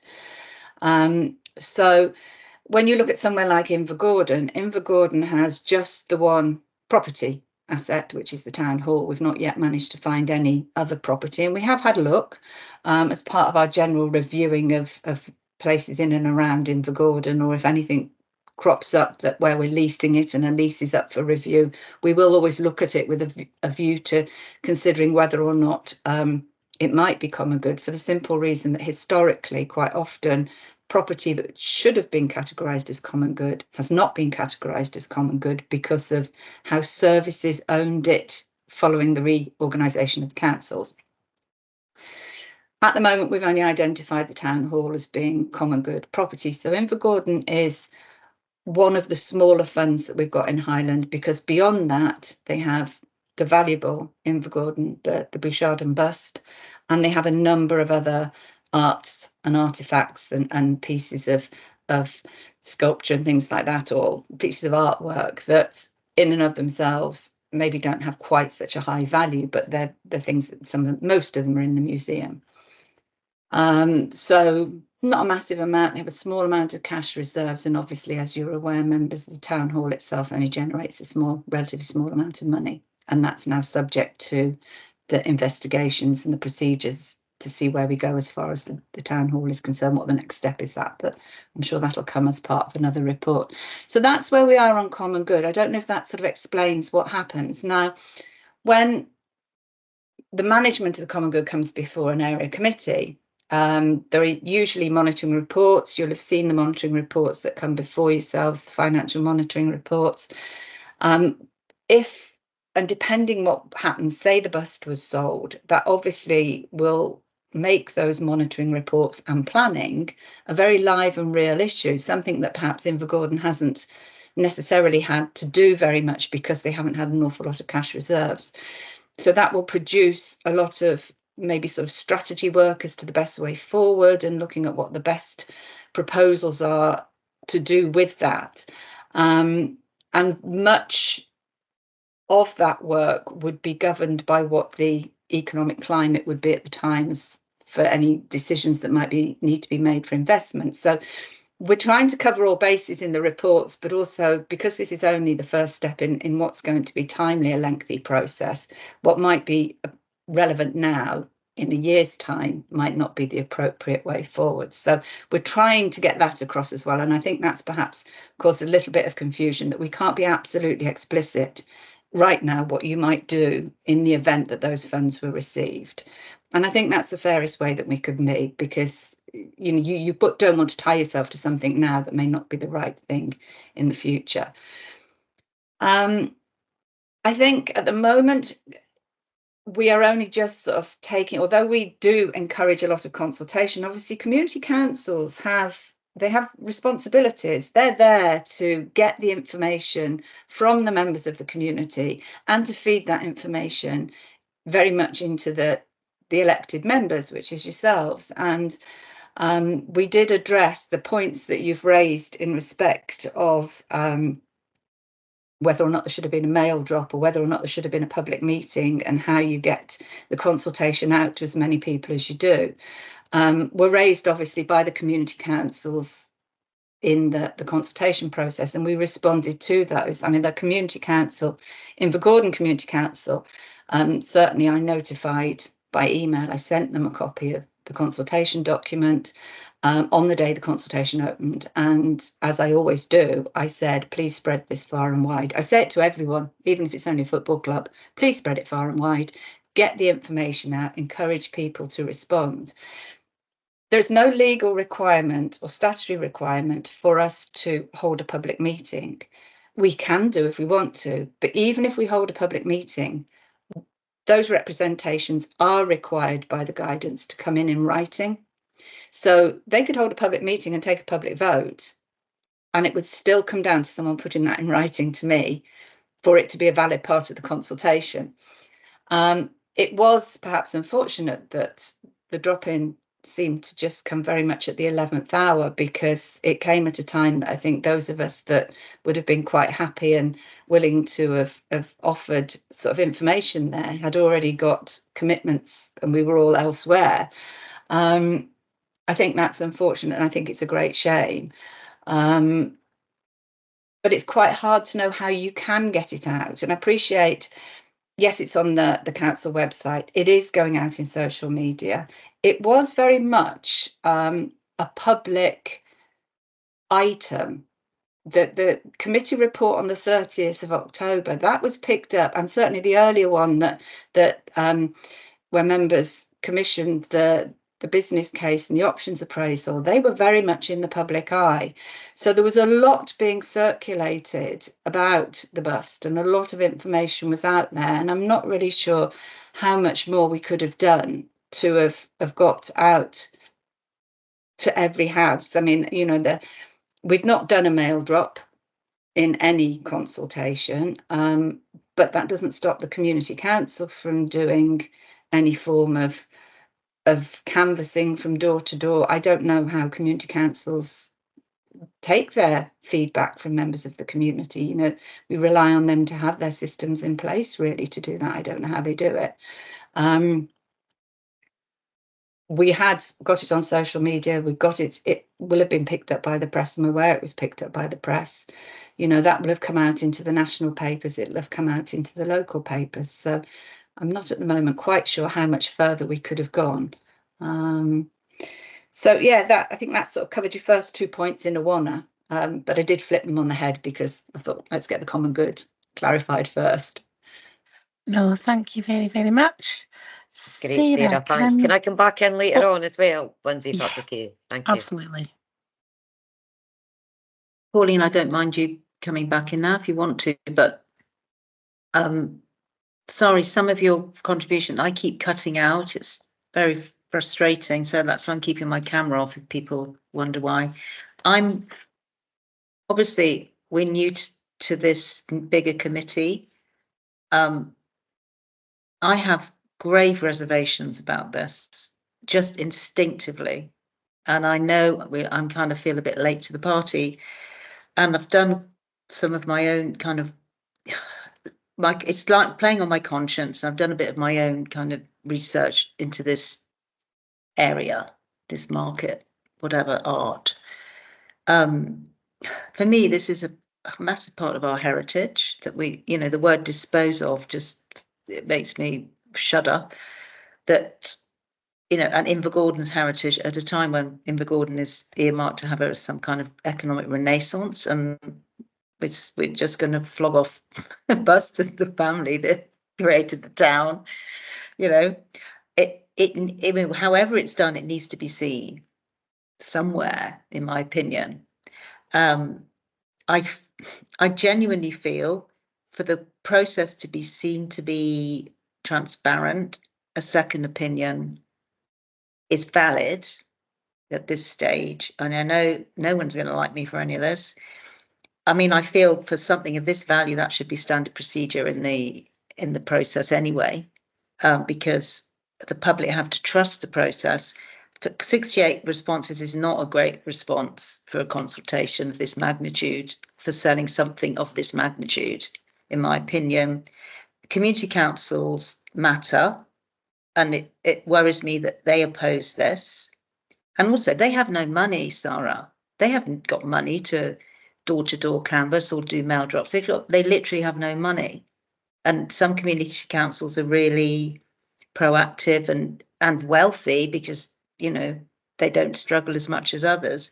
But it's very difficult to lumber that on them. You know, a lot of the time in this case, people only get wind of something at the very late stage when they realise they're going to lose it. This doesn't mean it isn't sold. I just think it needs to be sold and kept for the public good. It fulfills all the criteria for the Waverley criteria. So obviously, as you say, it's going to be quite a long process. It's no surprise that wind gets around and an international buyer will contact Sotheby's. I mean, that's kind of, people might not understand. I just imagine that's kind of normal practice because they can see a good thing. And for me, if something looks too good to be true, it generally is too good to be true. You know, we might get no commission, but obviously they'll charge the buyer because they know they're going to get something immensely valuable. I feel as well that maybe the community, because of course the common good, the way it's processed, you know, the way it works, it's quite complicated. And this won't be like winning a windfall of winning the lottery, but everyone can just spend, you know, a few million quid on the town. It doesn't kind of work that way, does it?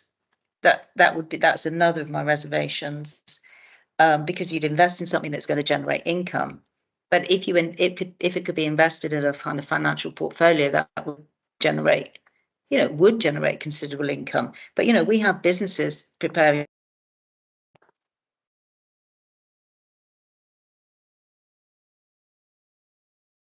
where a couple of million is nothing to them. So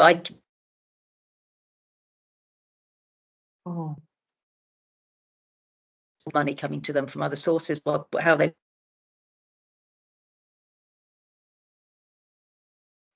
I think we're losing Sarah. British art.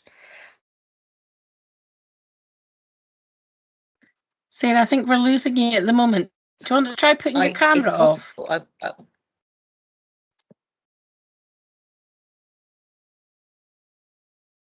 possible, is important for a second opinion is important for the public trust in the process, and somehow or other this has to stay in Scotland, you know, and be seen by the public is my instinctive view.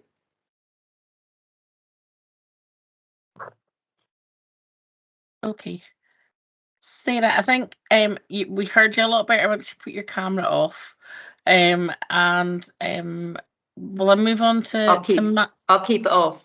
This helps everybody. I'll move on to Maxine now and get what your opinions are, because yeah, I think it's important to get everyone's views on this. Okay. First of all, let me apologise, because at any point my electricity is going to go off, and I did say I can work on battery, but it's going to put my internet off, so I can't. So the electrician is holding off for me to speak on this item. I'm going to try and stay till the end of it, but if I go, I'm going to give you all my thoughts now, just in case. For those that didn't know earlier, I'm getting my kitchen renovated. So, so Sarah has kind of spoken almost on behalf of the Community Council in Invergordon, because I did go to their public drop-in session for them to give them any answers on what was what with the Bouchardon bus, because I've had obviously decades of interest in it. Also, I feel that Sarah is also speaking the way Edinburgh Museum would speak if they could, because obviously I've received representations from many people as I've been involved in this. So many are saying it needs to stay in Scotland. Many are saying they would like it in Edinburgh Museum or an Invergordon Museum if they could insure it. But then I have to ask then what's in it for Invergordon? If we were to display the bust, the original bust, even assuming we could get insurance for it, what are we going to get out of that? Very little. And if we actually put it to Edinburgh Museum, who would prefer to have it free, what are we going to get out of that? And even if they, you know, I mean, if they were willing to buy it and wanted to compete with this 2.5 million, then I don't have an issue with that. But, you know, they would need to come forward and say, we'd like to give the same amount of money or whatever. But I believe that that does go through some sort of consultation process later on anyway, even if we do decide to sell it. So I went to the drop-in session. 2 members of the public turned up. It then almost turned into, in the end, a community council meeting because I was involved in other questions. I was disappointed that a lot of the questions to me were suspicious, like what are the council getting out of this? What did the council get out of putting it to La Louvre and Getty's? Which officers got money for this? And I'm going, nobody. I don't understand where you're coming from here. Even at one point, I think people thought I was going to get some money for the bust, and no, not happening. So anyway, in the end, I explained that it was actually my idea to put it to La Louvre, and after La Louvre had it, then Getty's Museum wanted it. Why was it my idea? Because I wanted to heighten its profile, because I wanted to see what its true value was. And then, you know, an anonymous buyer has come forward. I mean, I have my own idea that that might be one of the museums, but I don't know. I haven't been told. It's highly confidential. Then there was suspicion about why just Sotheby's, and Sotheby's are getting a commission. Well, yeah, they are. You know, in this kind of environment where you're selling an artifact like this, any middle body would get commission. That's what happens. You know, we don't just suddenly say, oh, we've got a thing for sale, who wants to buy it? There's always a middle person. I don't mind getting a second opinion, but a second opinion from whom? If Sotheby's are the highest potential sort of middleman in this game, then surely they're not going to try and dupe anybody.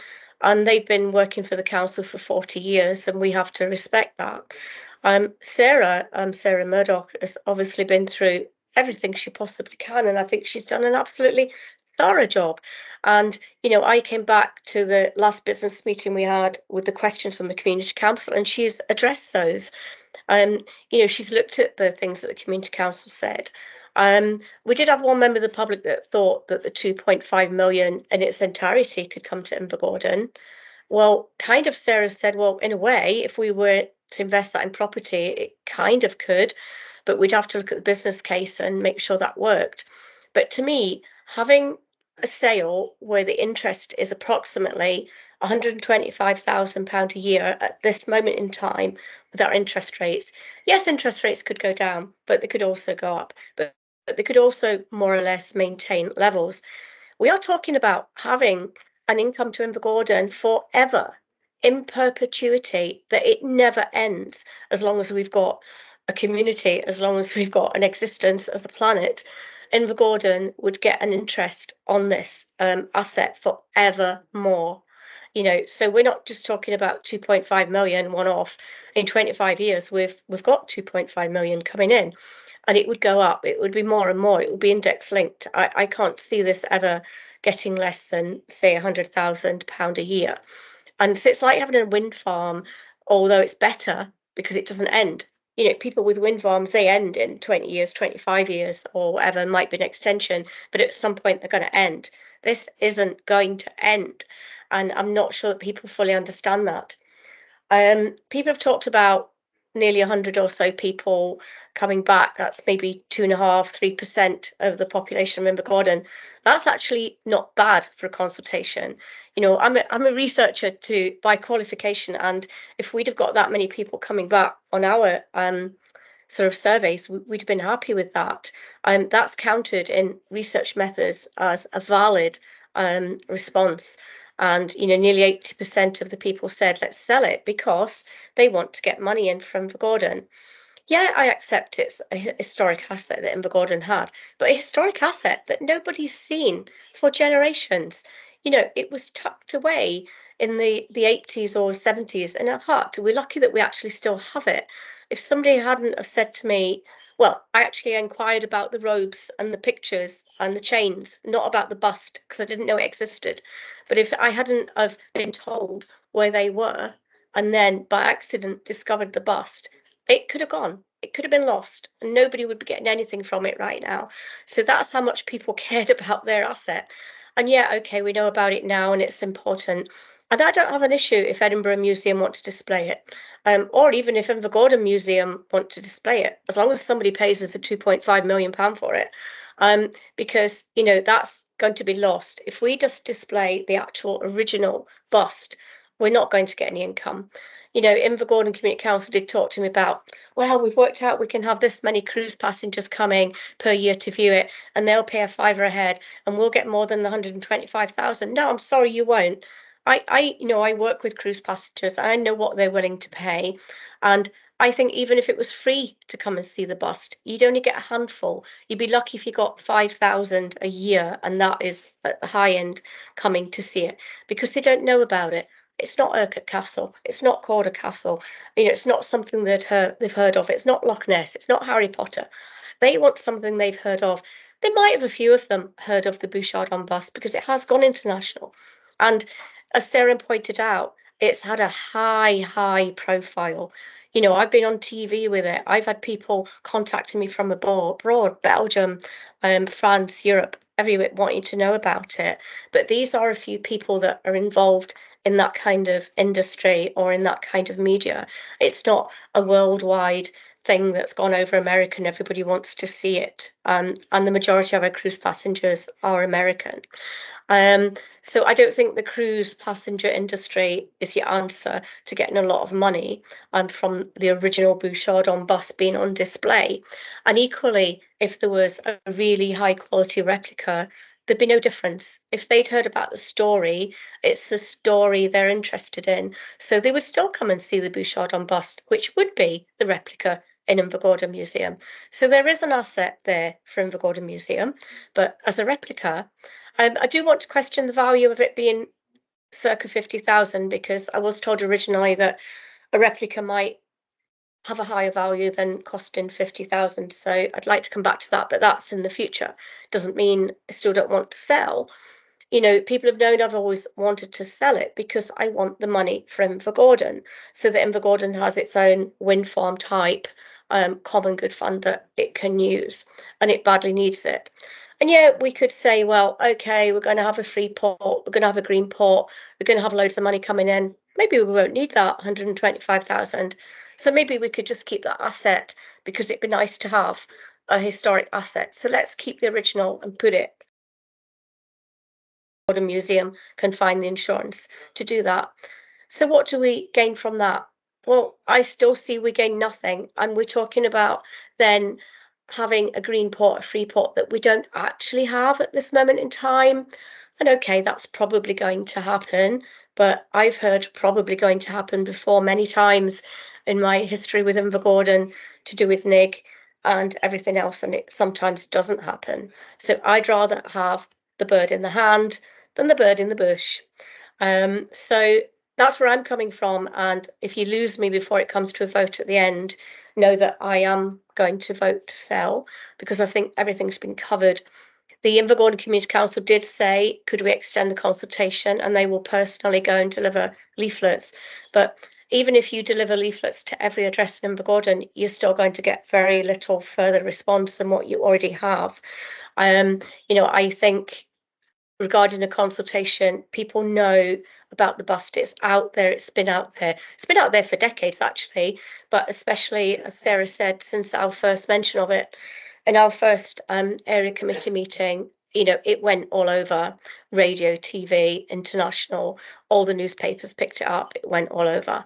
So, you know, I think we really have consulted more than we normally would on any other issue. So I don't have an issue that we can be accused of not consulting enough.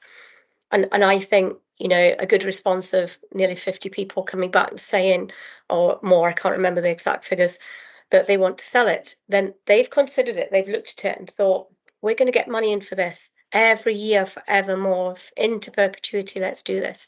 So that's where I'm coming from. But again, can I just so conclude by saying, if Edinburgh Museum want it, or anybody in Scotland want it, then buy it.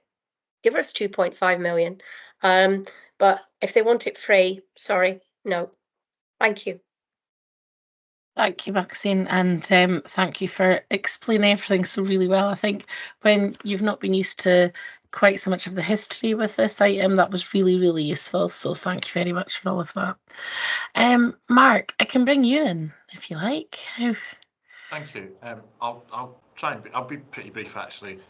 Just in respect of commission, 4.3 of the report does say that Sotheby's confirmed that should the offer be accepted, they would not deduct any commission from the sale price. So there is not an issue in relation to commission. I'm not saying that because I take one side or the other. That would be inappropriate for me in this situation. I'm simply providing you with a point of clarification and directing you to a specific part of the report that actually explicitly says that. Also in that respect, at 4.6 in relation to insurance, should the matter be ultimately resolved that it's to be kept and put on display in Invergordon, for example, it does say under should any additional proposals be developed at 4.6. Guidance from the Council's insurers and museums team has consistently stated that security and insurance issues make local display impractical. This is not a practical option that can be explored. Again, I'm simply providing you with clarification and directing you to a specific part of the report, and you should take both of the points that I've just said into account when you reach whatever final decision you do decide to reach. As far as I understand it, there's been some debate in relation to the number of people who responded to the consultation. As I understand the situation to be, and I'll be corrected particularly by Sarah within legal if I do jump in with both feet, but as far as I understand it, there's no minimum threshold required for a certain minimum amount of people to make any form of response to any form of consultation, and therefore it might come into the realms of an argument about whether the numbers of people who did actually engage with the process were statistically relevant, in which case you've heard from Maxine, and I'm not really qualified to make any comment on that. That's not my particular background. What I would say to you is there are a couple of options that are available to you also to consider Clearly, if you do end up in a position where you sell that, then as you've heard from Sarah, there are options available to you from the capital receipt that you receive.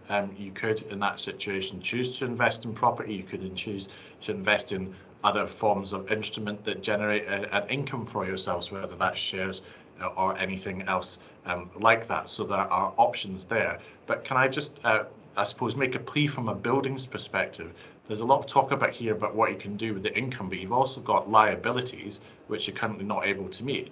So, for example, much of the debate in the last session of council around the town hall before the existence of this large bust, large bust is an inappropriate way to describe it, large value bust. I should have put value in, for goodness sake, I'll get killed doing that. But anyway, I think you know what I meant to say.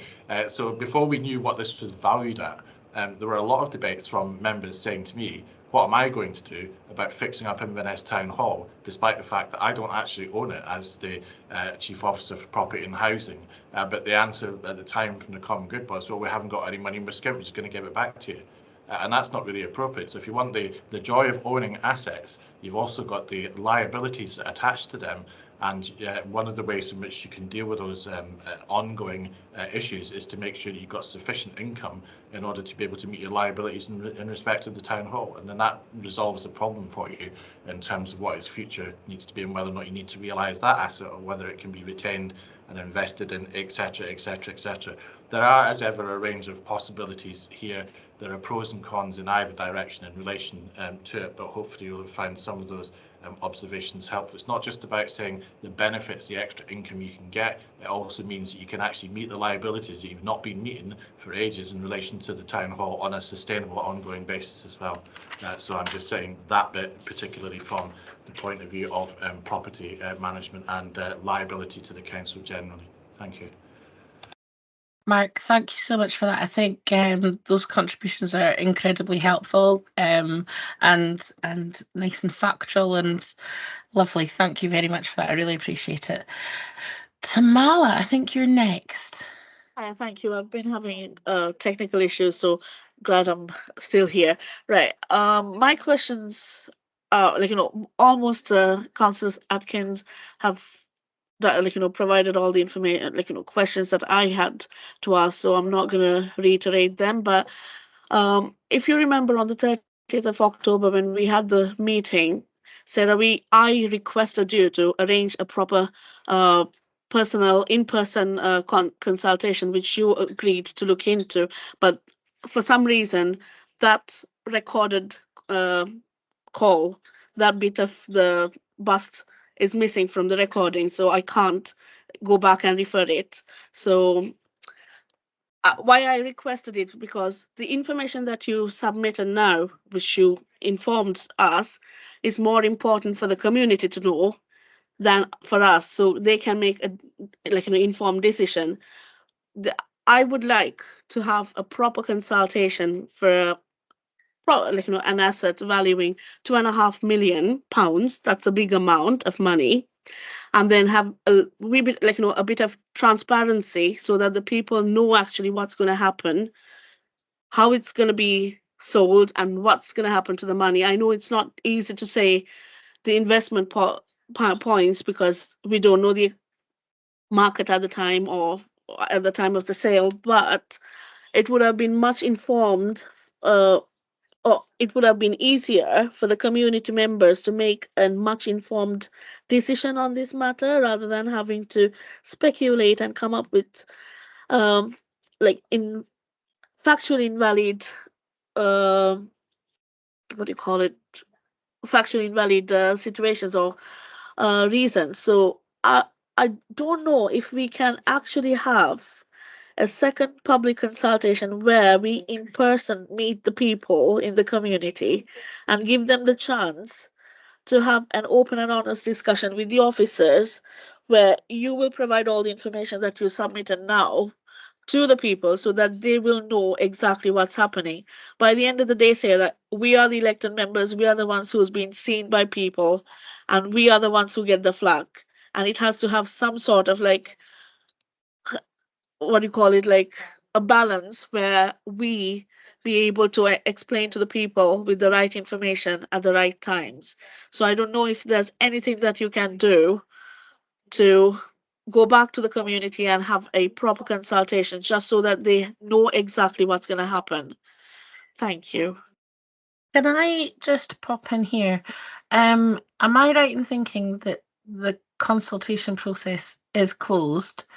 It was legally notified, that it was publicised, that those members of the public who wish to take part have taken part, and that we actually have written submissions. So that process is complete. And it's now, I'm afraid, Tamal, I think we're in a position where it's our job as elected representatives to represent our communities and make decisions on their behalf.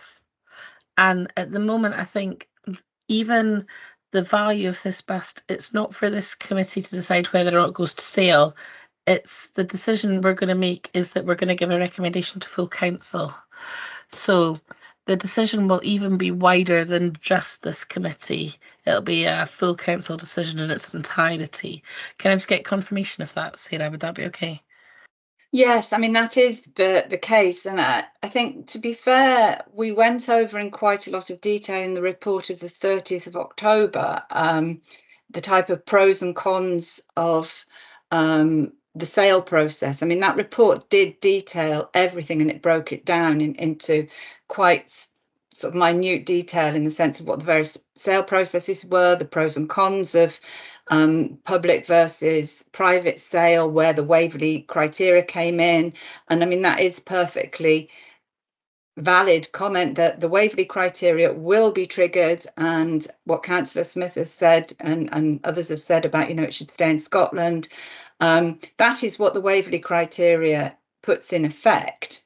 But because there is an offer on the table, or if there was an auction, a public auction, and there was a price agreed at public auction, that's when the Waverley criteria kick in. And if a museum or a gallery in the UK wish to obtain that bust, then they have to match that figure.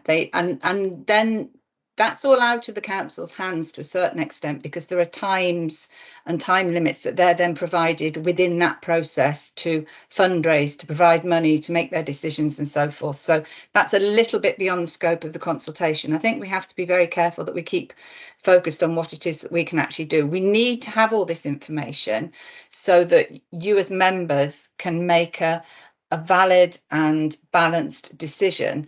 But there are some parts of it that over which in the future, if you do decide to dispose, we will have no control anyway. But all we can just do at the moment is to reassure that those processes are safeguarded by the fact that there is the Waverley criteria.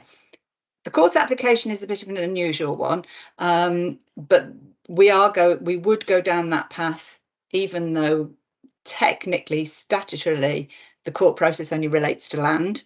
But there has been at least one historic case back in the midst of time that extended it to movable property. So we would err on the side of caution and say we should do that if the approval is to dispose. You're quite right, it's due to go to full council for the final decision because of the value over the value of Invergordon Common Good Fund. You as members obviously have to make a recommendation to council. So in some respect, the recommendation is yours to make to full council. Full council will either follow your recommendation or obviously they can make a different decision if they wish. It's very much in the hands of our discretion as to whether we hold a public meeting or not. We're not required to hold a public meeting. In many respects, we are only legally required to notify community councils and community bodies, of which I personally notified the Invergordon Community Council, I notified the Development Trust, and I think that's how the other community council, I keep muddling my Saltburns and Washburns, but anyway, that community council obviously have a common link, so they came in via that way as well. So, but any of the community groups that I was notified or suggested to, I notified them of the commencement of the consultation in person by email. I sent them a copy of the report. I also told them where they could link it on the website if they needed to use that sort of system for people and forward the link to them.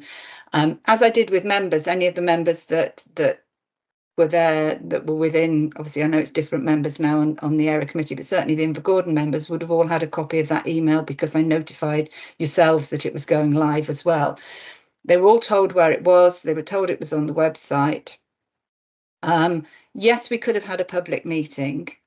And yes, there could have been a discussion around that. I'm not sure whether or not it would have made any difference. I don't know. I don't know what ultimately, as I said fairly early on, those responses have to come in by way of writing. I feel that the report from the 30th of October provided a good amount of information as to what the whole process was that we'd gone through. We put that in a way, and believe me, the consultation document was not an easy document to write because of the amount of information we tried to get into that document, which is why we used the links to other documents. Otherwise, it would have been quite an almost, I think, an overwhelming document to put out as a public consultation document. You have to keep it not short and snappy, but you have to keep it in a way that keeps people focused. At any point, people can always come back and ask for additional information if they want, and I will always supply that. It doesn't always happen, but it can happen. And yeah, there is no, there is no minimum requirement. I've had a consultation that only had one response. I've had a consultation that have had no responses. This is one of our higher ones as far as council is concerned. Even taking into account some of the areas that we've had, I think this probably ranks as second or third of our highest number of responses on consultation. So the process, as is required by law, has been completed. We've publicised it, we've advertised it, we've notified those people that we are required to notify. We then accept responses from anyone. And we have accepted them from anyone, and we have processed those responses. So we're not just required to accept the responses from the community bodies and the community councils. It's anyone who wants to make interest. And because we took the demographic information, that information did only come in from people in the Invergordon area. But actually, we've never restricted. So if it was somebody who had moved out of Invergordon but still had family in Invergordon and felt that they needed, for instance, to make a comment because they still feel that closeness to their hometown, for example, I would accept a comment from that person because they've got a genuine interest, and why shouldn't they comment? But everybody provided some sort of Invergordon background for us to check a demographics. So we know that because we do quite often get asked about that, where are you accepting information from? I wouldn't say it justified a second consultation. I'm not sure what else we would do. I think all the information is there, and ultimately the reports and the links, we provided information to how we operate the Common Good Fund. We provided information to the previous discussions, to the business case, to the options appraisal that was in the report of the 30th of October. We clarified the point that this offer to purchase has come in between these stages. Sotheby's, for want of a better thing, they are our advisors. We went to them as part of the options appraisal and the business case to get expert advice. They are acting on behalf of the council. They're not acting on behalf of anybody else. They're acting on behalf of the council. The council is their client, if you want to describe it in that way. But the offer that has come in to them is because it's not a hidden fact that they're acting on behalf of the council. And in discussions with Sotheby's, I think they say that the pool of interest in Bouchardon remains still quite small. It's very, very big as far as Invergordon is concerned because it's an asset they're very interested in. But as far as the art world is concerned, it's still the province of quite a small number of collectors, a focused number of collectors. And I think that's why they gave us the advice they did on the public and the private sale. But it's a complicated thing, I think, for us all to get our heads around, and particularly yourself as members having to make the right decision, members of the community having to make a comment, us trying to get the information in a document everybody understands. So yes, it's not an easy decision to make. But yeah, the process has concluded. We would have to have a good justifiable reason for why we opened another consultation. Fabulous, thank you. Marvin May, can I move on to you? Thank you. I was just wondering if anybody explored the option of this potential buyer being open to paying to loan the bus for an extended period of time, be it 50 years or the duration of their life, with the caveat that it needed to be returned back to us at the end of that period. Is that something that has been explored at all? Because to me, that would be quite a good middle ground in the sense that Invergordon would still be receiving funds, but we'd also still be retaining the ownership and having it returned back to us at the end of that period. I don't know if that's been explored at all.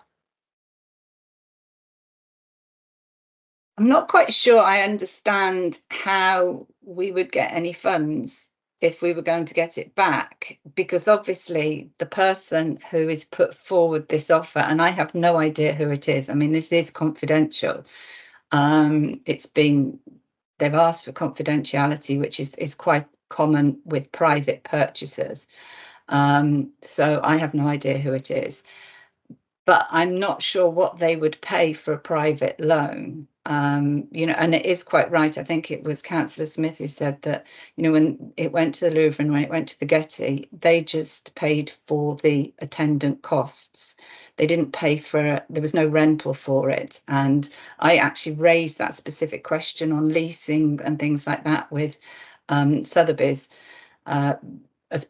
when I was preparing some information for the replies to the responses so that I could respond specifically to that. And they're like, museums don't have money. Museums don't have the money to be able to pay a fair rental, a commercial rental, or even really any rental, particularly not if they're then paying the insurance and the transportation costs and the safeguarding costs and so forth. So that idea of some form of long-term loan and then paying for the privilege of it, I think is not going to raise Invergordon a significant amount of money. Thank you. I just wanted to have that clear in my head as it not being a viable option before making my decisions. Thank you. Thank you very much. Derek, I'm going to bring you in next, as everybody else with their hands up has already spoken once. So, Derek. That's extremely kind of you, Chair. And apologies to everybody else who may have wished to speak in front of me. Yeah. So it's a very interesting and a very thorough debate. So I hope that anybody watching this has taken from this just how much interest councillors have taken in this, and the level of detail they've gone into to make the right decision. So what we have is a bust that sat in a shed for a long time, during which time it had a value of 0. Councillor Smith, I think has to be given credit for finding it and for pursuing this for so many years, with the intention of benefiting the people of Invergordon. So we should recognise that at the outset. It's sitting there now with a value of 2.5 million. So it's gone from propping up a door in a shed, allegedly. It's a good story, even if it wasn't.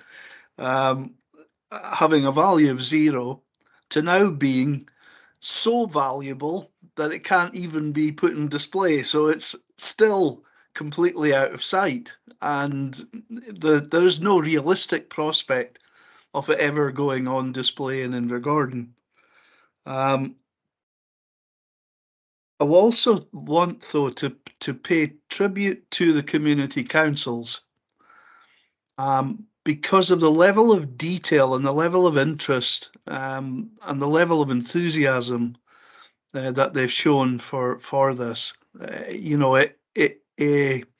Community councils have a very hard job, and on this occasion, they've looked at this in a huge amount of detail, and clearly they have concerns.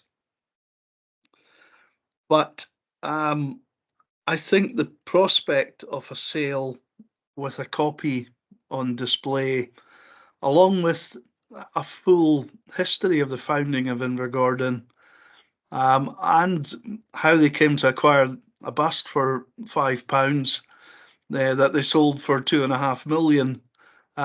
If every acquisition made by a council gave that kind of a return, certainly my day job would be an awful lot easier. I think the Councillor Smith's already raised the point that £2.5 million would bring in 125,000 a year, and if it did that, I think that's a transformational amount of money to have in perpetuity for Invergordon. The only thing that I want to add to that is really, and I come back again to something I've raised before.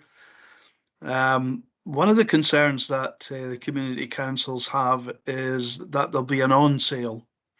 So this isn't an open market transaction, and potentially there could be a resale. And I think, I raised this before. I referenced Lewis Ferguson, who's a footballer. So maybe there's not an immediate comparison. But Lewis Ferguson was sold for £3 million by Aberdeen to Bologna. There's now a huge level of interest in him as a player. If he's sold for £30 million, 20% of that will go to Aberdeen Football Club. So I still think it would be worth having a look at a clause like that, where if whoever, we've no idea who is making this acquisition, but if whoever is making it chose in future to sell the asset on, and they were able to generate a hugely increased price for that asset, I would still like to see a share of that money going to the Invergordon Common Good Fund. So I'll leave that there, and I'll limit my contributions to that. Thank you, Derek. And before I bring anyone else in, because I haven't spoken myself, I'd like to have a wee opinion. I completely feel that a lot of the people will be incredibly proud that this is in their community, and that, but again, it's almost like it's a virtual thing because they can't see it, you can't touch it, it's intangible. Whereas the money could make a real difference to the community. I think enacting Waverley and is essential probably for this. And I don't know if artefacts of this nature have a register where their locations are in the world. I don't know, but I would like to think that, we would know somehow where it was. It's not going to be lost to some collector's collection and disappear into a vault somewhere. I think Derek's suggestion about an on-sale clause is actually a really, really good one. And if Sarah would be able to look into that for us, perhaps we could add that to the recommendations. And if that were to be added to the recommendations, I would like to move the recommendations for us to look at selling the bust and that decision going to full council. So I would seek a seconder, but I'm going to open it up. Oh, thank you. I'd like to open it back up to Sarah, because I'm quite happy to hear if there's alternate suggestions or, if we've got any amendments or anything like that. So, You're talking about Sarah, me over or to Sarah? you. Me? Sarah, yeah. So I'm just going to stay off camera in case I freeze again. I think Derek pretty much nails it about.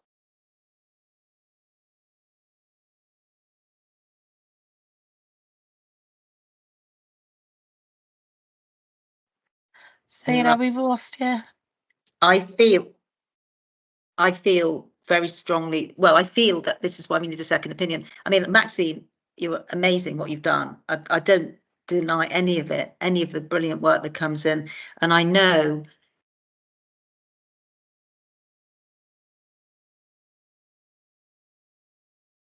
No, and this is why trust in the process is so important. I mean, absolutely 100%. I'd support Derek's clause, but I just think a second opinion from Christie's or whatever, to just so people know that it's every avenue is explored. I mean, I would support the kind of middle recommendation then, if there is a clause that is recommend to full council to amend the proposal, because this is a slight amendment of Derek's, and I would add in, wouldn't take long to get a second opinion on the value and on this. I don't see why that is going to be such a problem.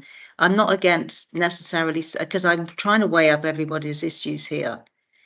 And there will be time, presumably, in the process, Sarah can confirm this, you know, to make an effort to save it for the nation if people are minded to do that, because this is the beginning of a process. And, you know, I would be content with those amendments, an on-sale clause and soliciting a second opinion, which surely wouldn't be difficult, and these people would be completely independent of, there wouldn't be anyone's client. Did everybody hear that? Thank you. I was just going to ask Derek, there's been a request that you put your suggestion for the on sale percentage clause. If you could put some words in the chat.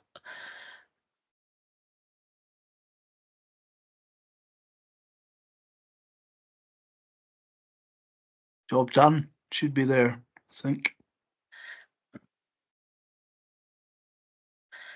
Fantastic.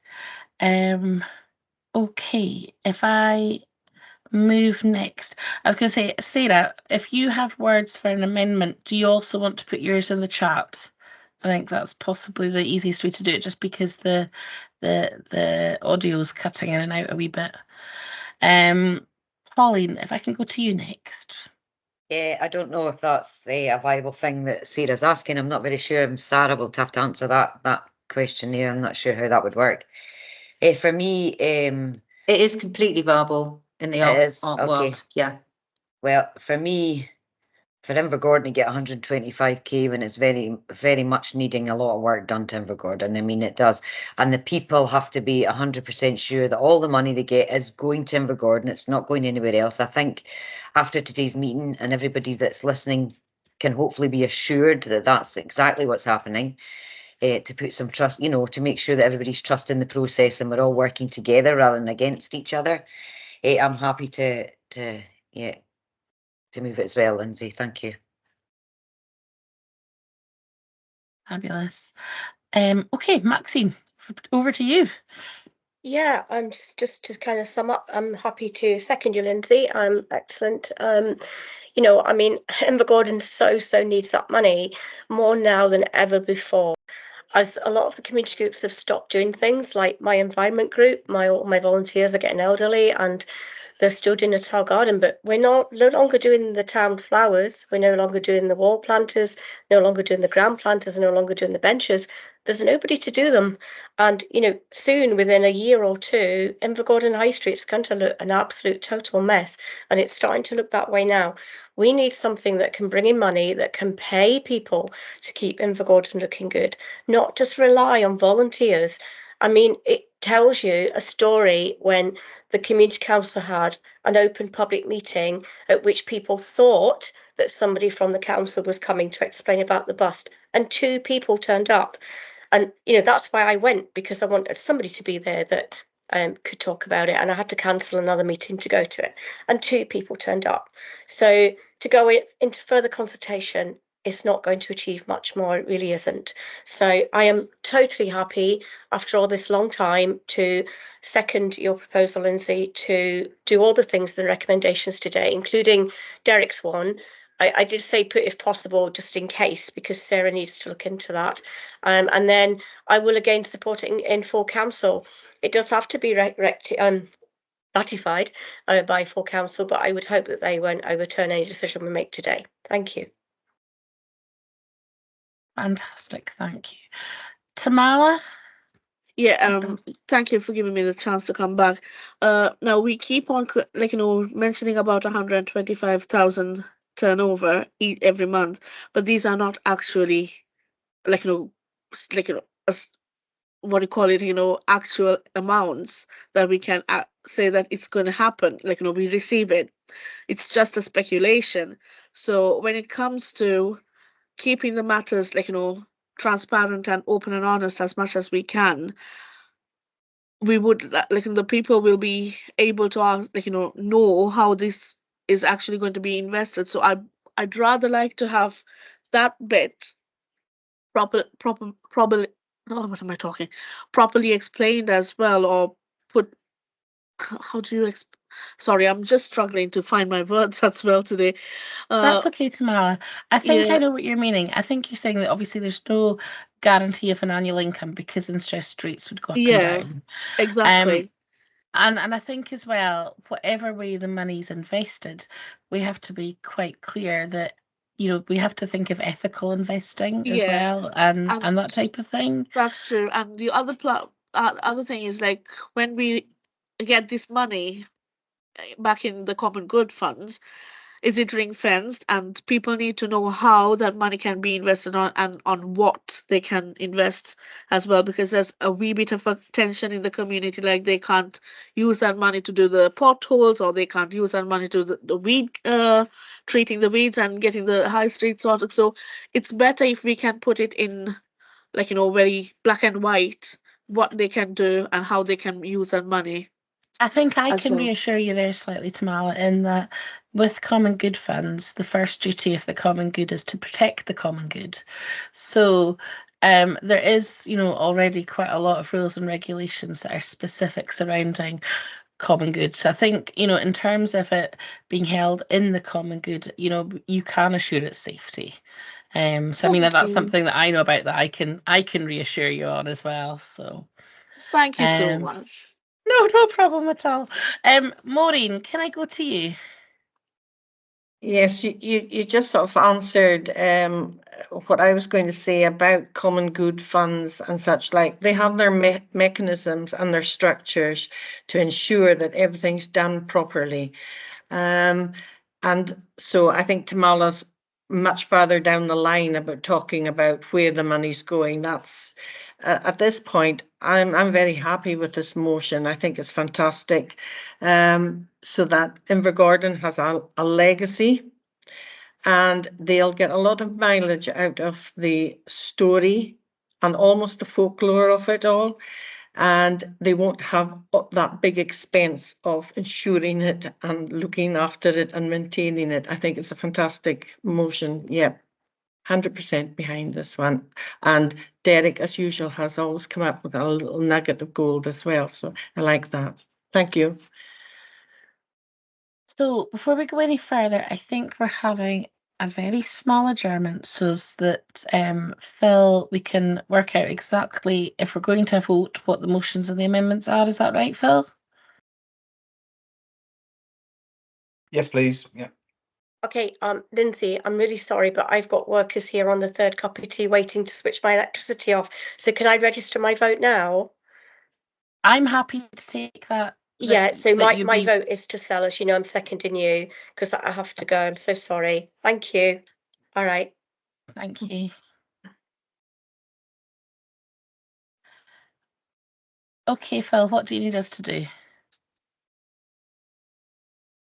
So if I just pause the recording and then we can take it from there and join everybody just in a couple of minutes. Okay. Well, go and grab yourselves a cup of tea then. Sarah, I think we need a seconder for Sarah's proposal I for can the second. amendment. Oh, I can second. Yeah. okay. So, Jane, as we've got a seconder now for Sarah's amendment, are you able to go over what the motion and the amendment is? Yes, Chair. Can I just check with Councillors Atkin and Collier that you're accepting Derek Loudon's addition as well? Or not? Yes or no? Well, I am. I would do that. I yes. would too. Yeah. Sorry. Okay. Thank you very much. Sarah, are you wanting to come in before I go to the vote? Well, I just wonder, because I'm aware that I sort of got kicked off as you were trying to make contact with me, and I'd come on at one point and then I'd muted again, and that's at the point at which you all went rather pale and disappeared. So I didn't know if there was anything you needed from me at this stage or not.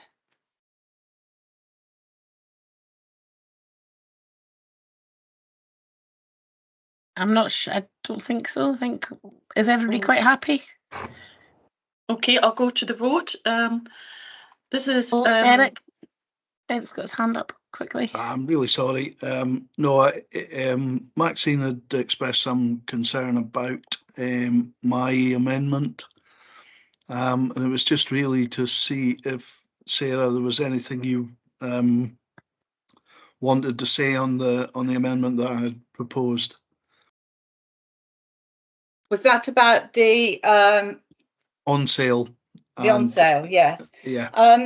While I have actually had a quick word with and sought some advice from Sotheby's while my computer was misbehaving. It's certainly something that happens in France. It's not something they've had any direct experience of having happened in anything that they've been involved with, as far as the persons that we get our advice from has been involved in the artwork. He will check with their legal department just in case. But he did say he is aware that there is a French system where that occurs, but they operate a very different system. The only thing he did say is that they do know who the person, obviously they know who the person is. The person is not a dealer. The person is unlikely to part with the bust if they were to secure the purchase of it. But they will confirm back to me. So I will know whether or not it's viable in this country as opposed to France. But that can obviously be taken forward for clarification in another report. If the potential buyer has no problem, there's no likelihood of the potential buyer reselling, they shouldn't have a difficulty in accepting the clause. Then it should go through on a nod. Yep. Maxine. Yeah, so which brings me to think it is a museum. But anyway, that's my speculation. But yeah, so I'm therefore happy to agree. Derek's addition, thank you.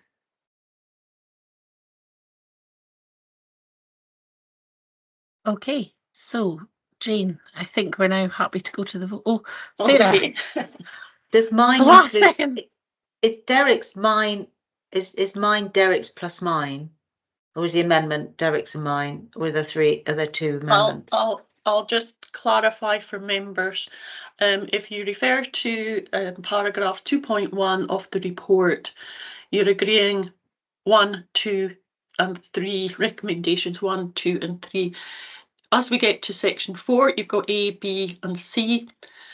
The motion by Councillor Johnson, seconded by Councillor Smith, is to insert before D the paragraph that a resale clause be inserted stating if the bus is resold for a sum in excess of the sale price, that 20% of the increase will be payable to Invergordon Common Good Fund. The amendment from Councillor Atkin, seconded by Councillor Collier, is the same as that, but with the addition that a resale clause, the insertion of a resale clause that the Highland Council elicit a second opinion to strengthen public trust in the process. Are members quite clear? Okay, I'm going to go to the vote.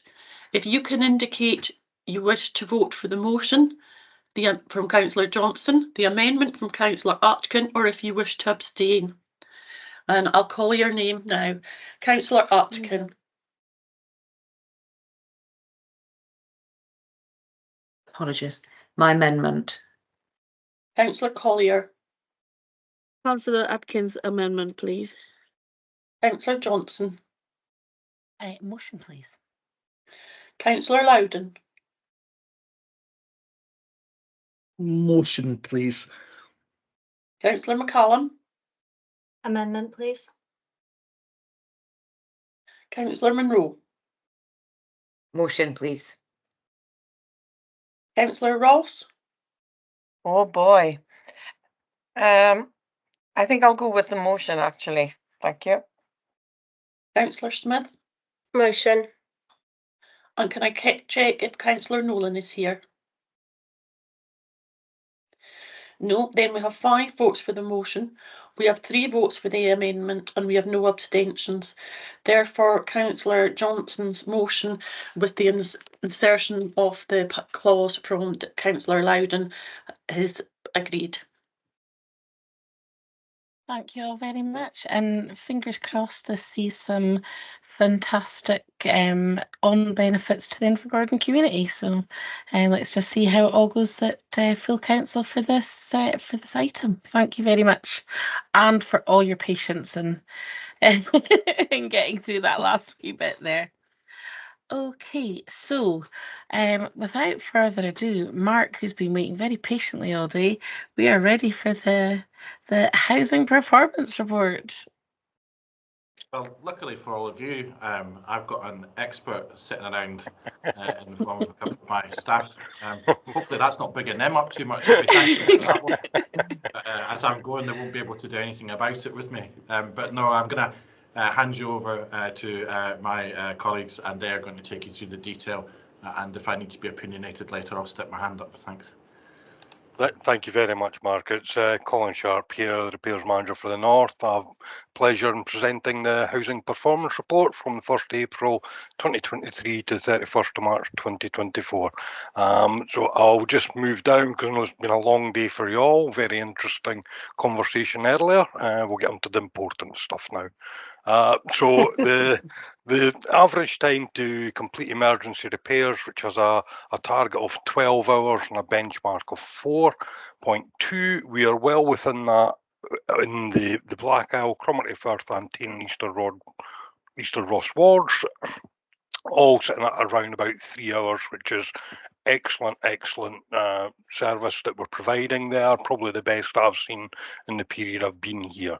The non-emergency repairs, unfortunately, are not doing so well. These are impacted by the current sort of financial position that we're in and use of in-house trades to ensure that we're getting complete value for money. It's still a good response. We are moving to carry out some of the repairs that were put on low priority. I don't like the phrase non-essential, but low priority, we're starting to pick those up as well, which means that we should see that figure start to reduce as the year moves on. It's still a reasonable performance, but I do think that we can do better on that. Regarding the voids, there has been a major impact on this, and that will continue to be felt throughout the year, whilst we have brought in a way of trying to prioritise voids. So we have them scored on the building maintenance side from value and our ability to complete that in-house, and from the housing management side on the need for that property. So the greater the need, the higher the score, and that is how we are prioritising the repairs to voids to move them forward. We're again hopeful that we'll be able to target that more in the coming months, but there are definitely significant challenges there. I'm not going to report on the rent arrears. That will be left to my colleague Aidan, but I am more than willing to answer any questions you have on the repairs side. Brilliant. Thank you very much, Colin. I think if it's okay with members, will we go straight to Aidan and then come for questions at the end? Would that be agreeable with everyone? Okay, Aidan, over to you then. Thank you. Hello, members. I'll introduce myself. I'm Aidan Byrne. I'm the new Principal Housing Officer for East Ross. I've had the pleasure of emailing some of you so far, but it's nice to meet you all. I'm in virtual. So starting from section 7 on the report regarding rent arrears. Arrears has remained stable between quarter 3 and 4, barring an increase in Cromarty Firth, as you can see. Arrears are higher across all 3 areas compared to last quarter in 2022-23. This is in large part due to the restrictions that were put in place for the housing service by the Cost of Living Act. That Cost of Living Act is now being repealed, and that's allowing us to return to our standard arrears pathway practices. In operational terms, that means we can now begin the enforcement process sooner, rather than waiting for the tenant to be over £2,250 in arrears. Often tenants we find more likely to engage with us and other services when we kind of begin that enforcement action processes, and doing this at a lower level of arrears can prevent debt from increasing to a more unmanageable level, which unfortunately it's taken place thanks to or due in part to the Cost of Living Act. We'll of course continue to work with our tenants, focusing on early intervention to agree on reasonable payment plans, support them with money advice. When appropriate, we can refer tenants to Citizens Advice to help them go through bankruptcy, which sometimes is a kind of way out of people avoiding court action and eviction. On homeless presentations, the presentation numbers have remained stable over the last several quarters. However, due to the ongoing cost of living crisis, the removal of eviction restrictions in the private sector, general costs of renting and the lack of private sector availability all risk an increase in presentations over the next quarter or two, but the housing options team will continue on homeless prevention through social housing allocations before the point of homelessness, signposting to mid-market rental outcomes, the homeless prevention fund, and explaining tenancy rights to private sector tenants. So just like with Colin, happy to answer any questions you have on rent arrears or homelessness in the wards. Thank you both for that. It was actually, in my opinion, it was actually really quite an interesting report. And I'm delighted that you were both able to come and talk to it today. I'd like to invite members if they have comments. Oh, Derek, you're on the case. So, 2 bits. I'm going to do it in reverse order. So, Aidan, we'll come to you first. I think there was an announcement in the last couple of weeks, about 2 weeks ago, of an extra £80 million for housing in particular from the Scottish Government. I wondered whether any of that had kind of trickled down to us yet, or if Mark, maybe. Mark, you've got your hand up. Do you? I'd assume it's a sort of 5% or something like that. I usually work on £4 million would maybe come to us if there was an announcement like that. I mean, ordinarily speaking, when funding is made available on a national basis, I think it's something typically in the range of around 4% that usually pops its way up to Highland. But in this particular instance, where it's simply, I think, propping up, subject to the detail, there's 200 million taken out and 80's come back in. Yeah. So, you know, in terms of the challenges of actual new build, I mean, Aidan could give us the exact number of people that are on the waiting list at the present time. Of course, waiting list doesn't necessarily include those that are what you used to call hidden homeless, sofa surfers, etc. People who just simply don't apply because they think there's no realistic chance of them ever being rehoused. So yeah. What I would always say to you in terms of waiting list numbers is treat them as indicative, but likely to be an understatement of actual true need, and you'll not be far wrong. But even if you think about it at the present time, I think we're about something in the order of about 8,000 or 9,000 people registered some form of need. So if you think about even our natural turnover of stock at whatever that is a year, say 1,000, 1,500 units a year, something of that order, and even building out 500 units a year in terms of additionality, you're not ever going to solve that sort of scale of crisis at the rate that we were previously building, and that was before a couple of £100 million got taken out and 8 put back in. So I'm not being political in saying that, I'm just simply making a factual observation that the less money that is available for these things, then in absolute terms, the less new supply is made available. But I think there's been a lot of debate at a Scottish Government level about the impacts of that original decision. Some money's come back, and like I've said, it remains to be seen if further money does come back in. But that's the state of play as I understand it, Derek. Okay, so I had two specific points really in reference to this.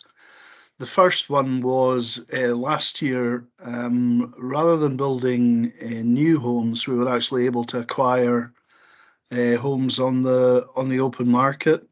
Yep. So I'm wondering whether any of that money could potentially be used to do that again. And the second point is in terms of void repairs, Colin. I'm wondering whether we're able to use some of that money to clear the backlog of void repairs that has built up, and it probably wouldn't do all that many. But there's potentially, if there's 100 houses across the Highlands at £40,000 a house, you'd be able to bring those homes back in and actually have a noticeable impact on the waiting list. So just two ideas. So I think there's a couple of challenges, but part of what you said is actually quite helpful and something we've been doing. So in terms of absolute increases in housing stock numbers, I'm not bothered where that comes from. I don't care whether we buy an existing property off the shelf or we do a Section 75 deal with Tillis or somebody similar, or we just do it the traditional way and slap a few bricks on the ground and build our own.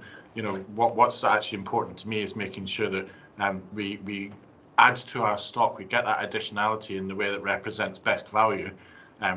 But we do have to be a little bit careful about buying stuff on the open market, making sure, a bit like buying a second-hand car, that you kick the tyres properly before you press the commit button, and you don't end up getting sold a pup, for want of a better way of put it. In other words, buying an older property which comes with some unexpected additional spend needs. I'm sure Colin would be sympathetic to that point.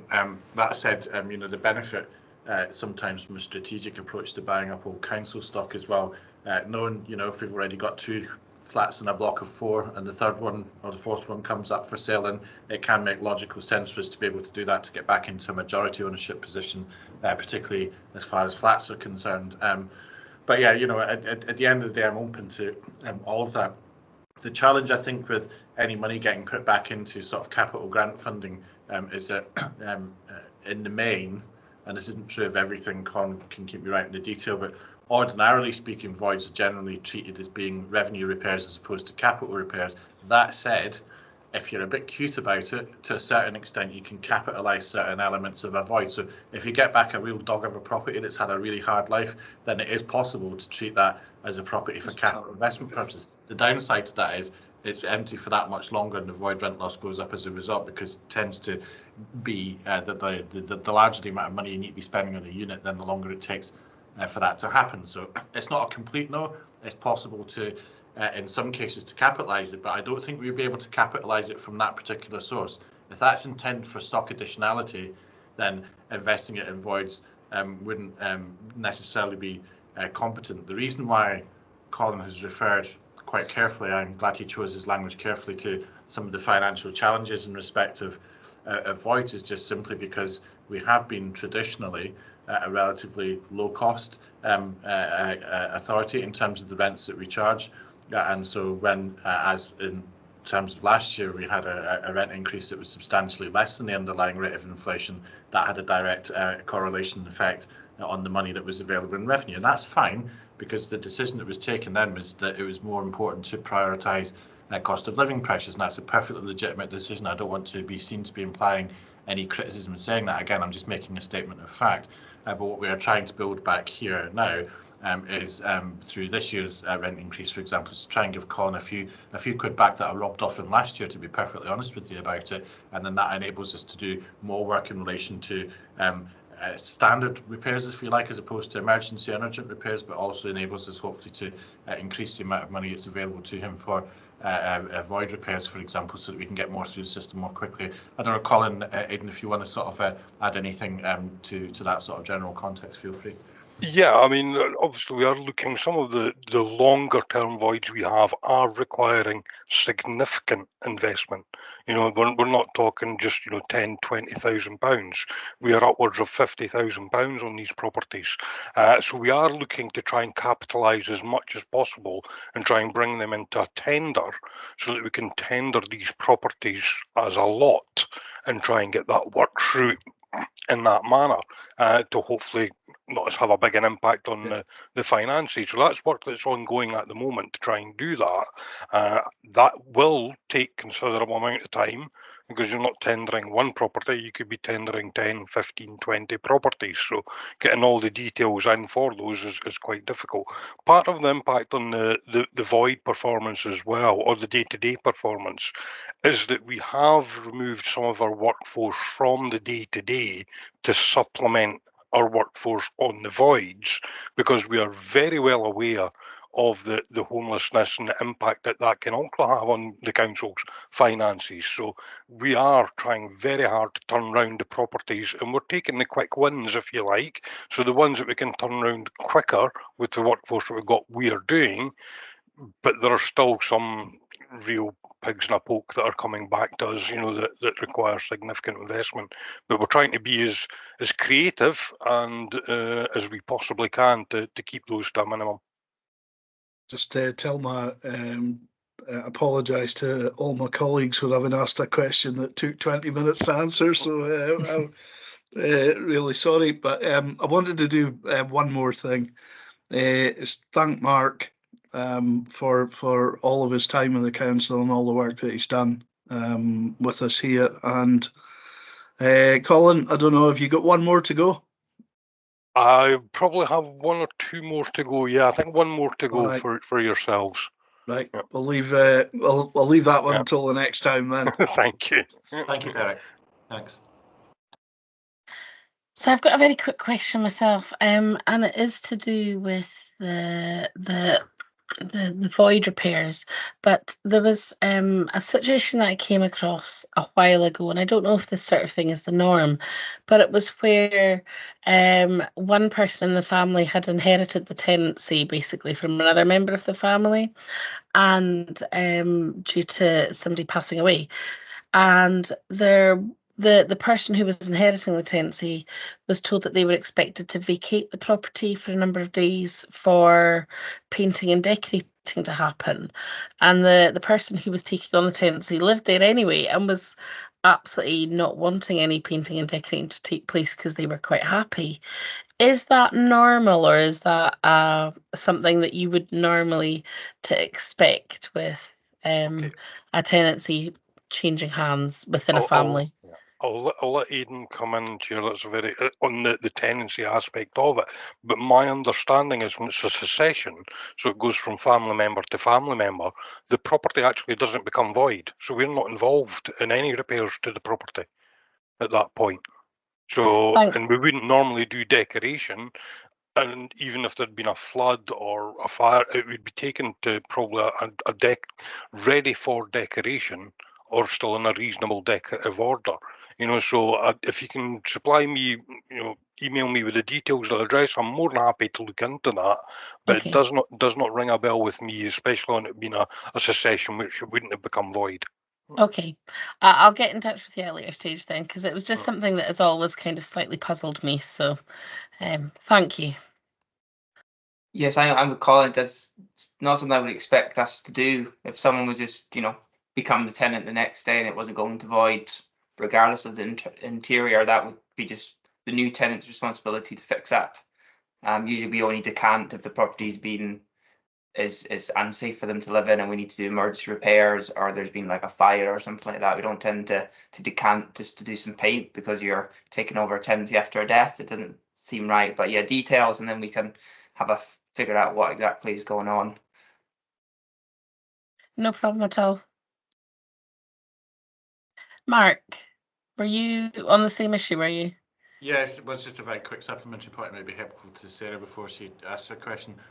Ordinarily speaking, with something like, say, a mutual exchange or a succession, effectively you literally step into the shoes of the tenant that was previously in occupation.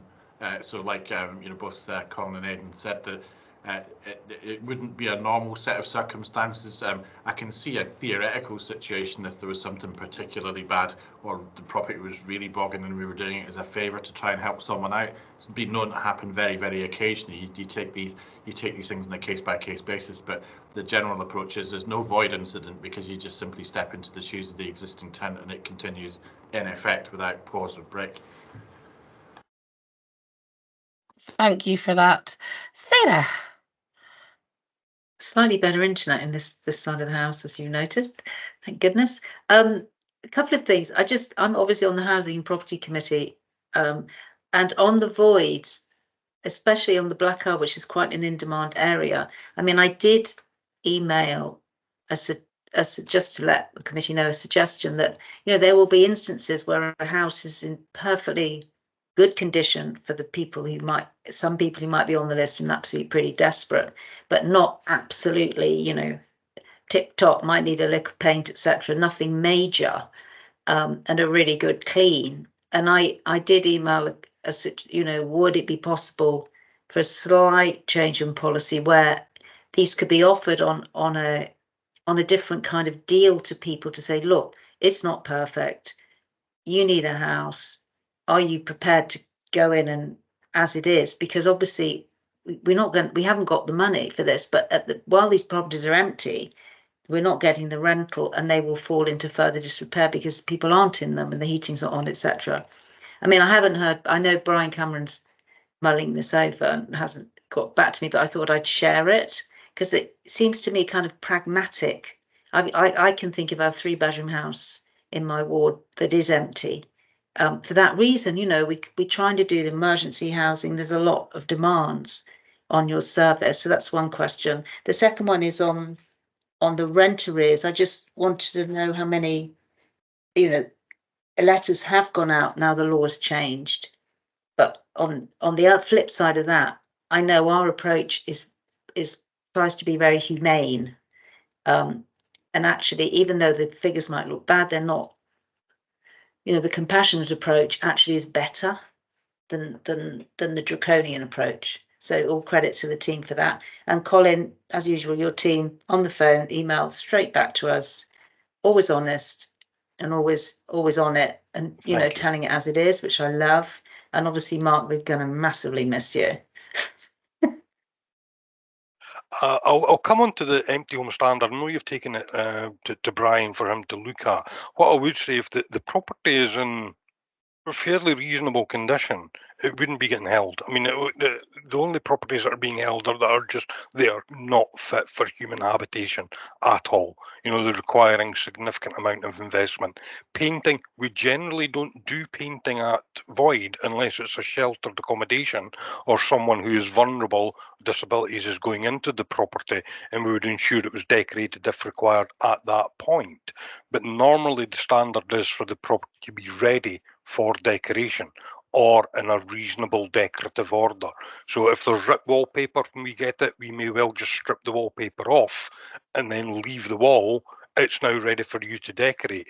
Tenants do get paint packs allocated, which gives them the rollers, the paint, the brushes, everything required to paint a property. So if reducing the standard of an empty home to get someone in quicker would probably not see all that many benefits and timescales. And there is just no way we could let out a home that didn't meet the empty home standard as it currently is, because that is for the health and safety of the tenant and any visitors that are going to the property. Thank you. So it is worth pointing out a couple of things. There are statutory standards of fitness and disrepair to which the council as a landlord is required in law to keep to. In other words, that we don't have any option. Having said that, perhaps Aidan would agree, maybe not, you can be quite creative in the interpretation of these things. They're not necessarily an absolute.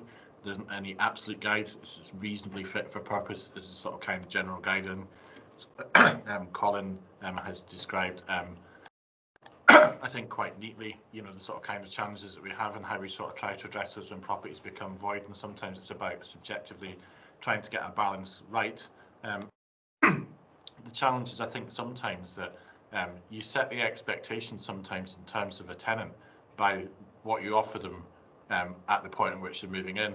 And if you offer them an absolute dog of a property, you can't really too surprised and don't look after it in some cases thereafter. You know, again, it's about flipping a coin. So I suppose taking what kind of view you want to take in it. We have, for example, recently been trialling what is sometimes called a void plus approach to some of our stock up in the further north, even further north than we are, with a view to seeing how that does in terms of sustainability. Because, you know, from a perspective of someone who worked for many years with homeless people, actually one of the biggest challenges sometimes is just giving a homeless person, for example, the keys to a door. When they get in there, there's no carpet, there's no paint on the walls, no table or chairs, none of this, that, or the next thing. And actually that creates problems in terms of tenancy sustainability.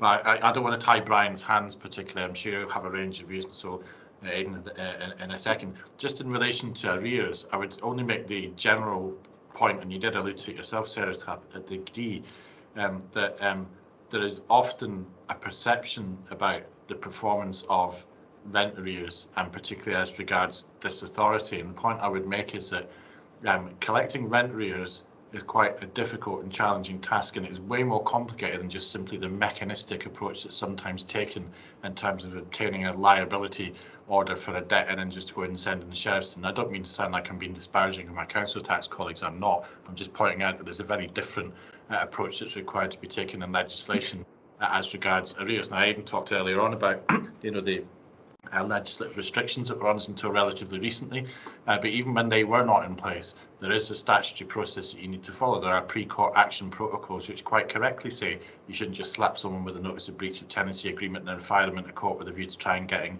some form of court order against them, because ultimately when you're dealing with a breach of tenancy situation, if you do take that down the legal route, then you're either looking to get an interdict to make someone do something or stop them do something, which happens on a vanishingly small number of occasions, or you are actually in a situation where you're asking the courts to consider awarding you possession of the property, either conditional and someone continue to pay off their arrears, or asking for the possession to be given back. And that's a very serious set of circumstances. So just to give you the proportions of that, last time I looked at this before we went to committee, we were in the top 5 performing councils across all of Scotland in terms of our rent arrears. So sometimes you'll look at it and say, oh crikey, you know, £3.5 million, that's an awful lot of money, and it is, but in percentage terms it's around about 5%, and that's about half the underlying average rent arrears across Scotland, which is nearer 10% than our performance at 5%.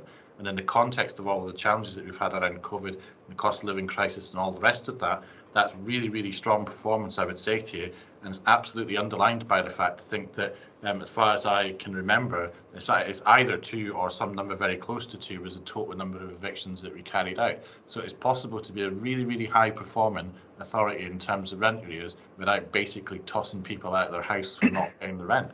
And I would say to you that's absolutely correct from a moral and ethical position. I'd say that because that's my own personal philosophy, as much as anything else. You know, you can get the money in without putting people out, and as long as you can do that, and as long as that is the approach that, you know, Aidan and his colleagues have taken for a very long time, and all credit to them, then I think we've got the balance as close to being perfect as you probably can get.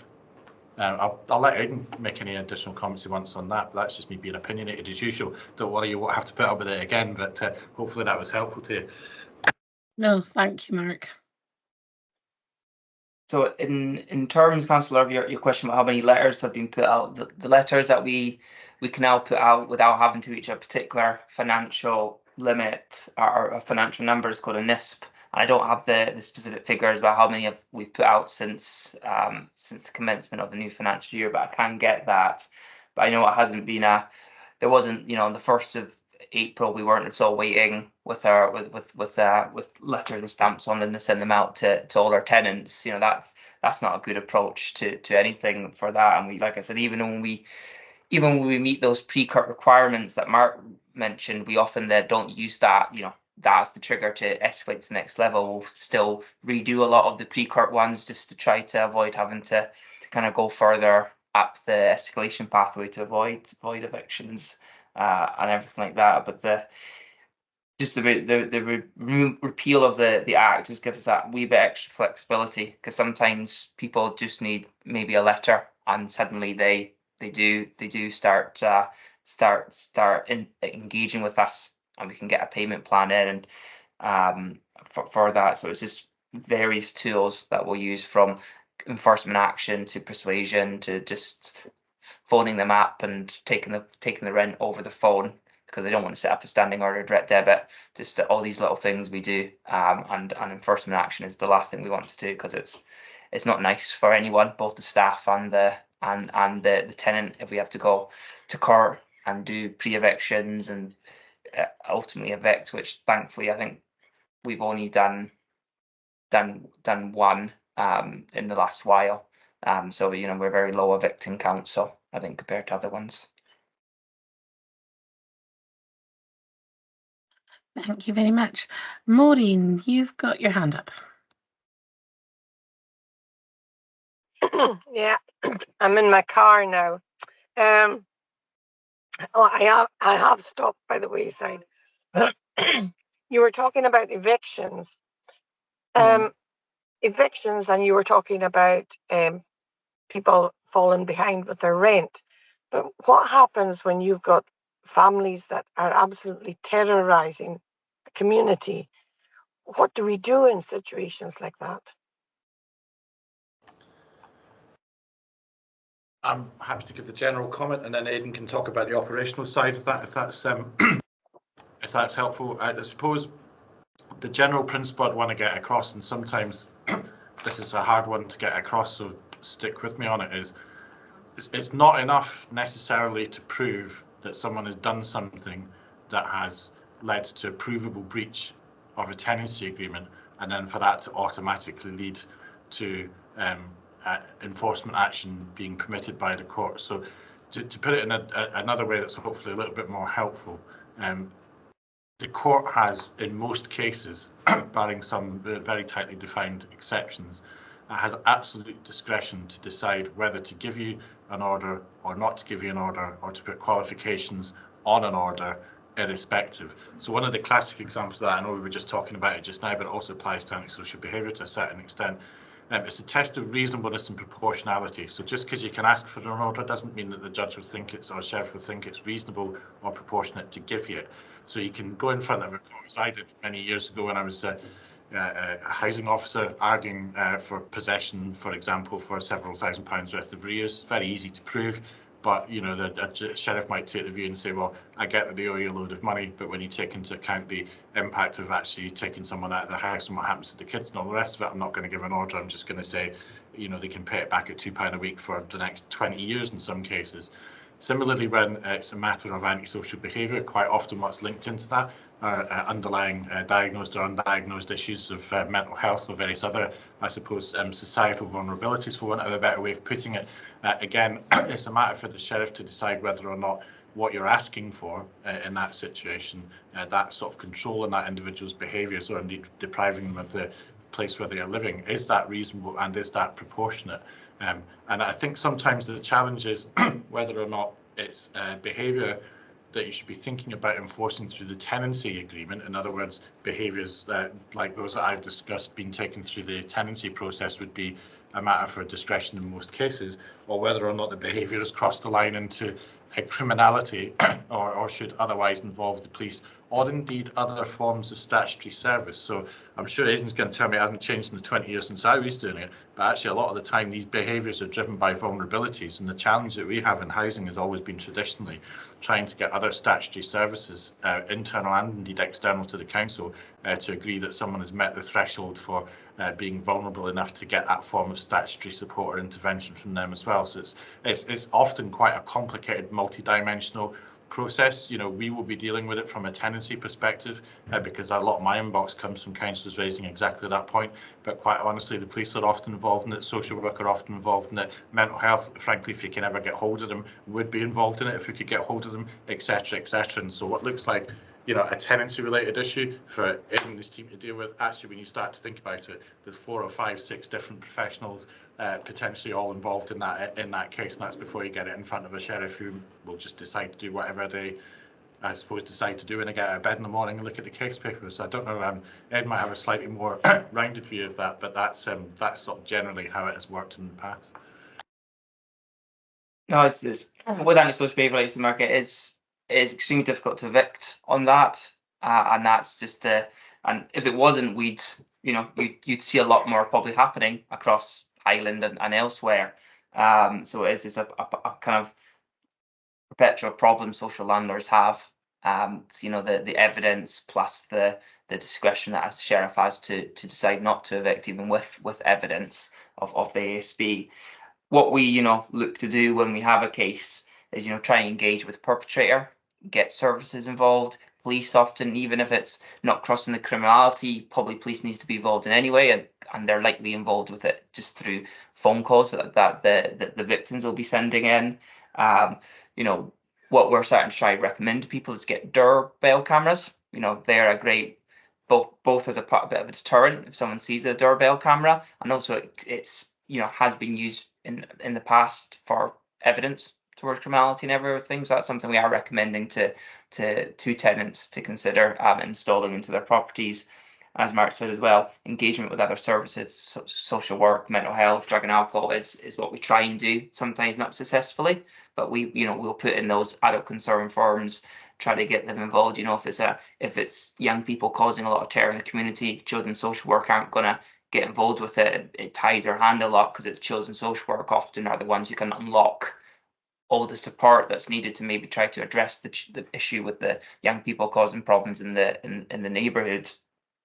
So it's just persistent work really from the housing service to try to get some sort of result in, but it can be slow, especially to the victims who feel that they're not getting listened to, that they're getting told it's police, it's council, it's police, it's social work needs to deal with it. So it's just us trying to be persistent as possible on it all, but it's not an easy answer. It's not like rent arrears where just pay your rent and all is fine. It's just complex cases. Some antisocial behaviour is, and we will just keep trying our best to try to minimise its impact on communities. Yep, thanks for that. It's just that I think it's in your inbox at the moment as well, Aidan, as well as my inbox, and you'll be getting it too, Derek. It came in just a wee while ago, so I just thought I'd get a heads up with an answer from yourselves, but there are some serious issues out there. Okay, thank you.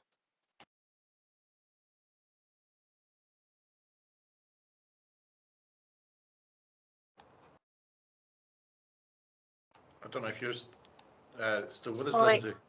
I'm really struggling with my internet. It's my laptop has just frozen down completely.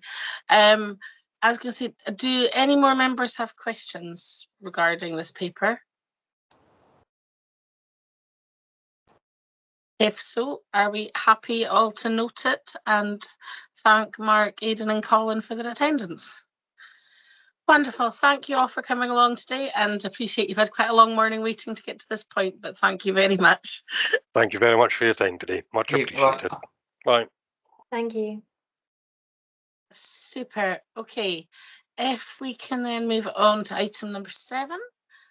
For the ASGs for the Alness Academy group. So thank you for waiting so patiently, Annika. It's lovely to have you along.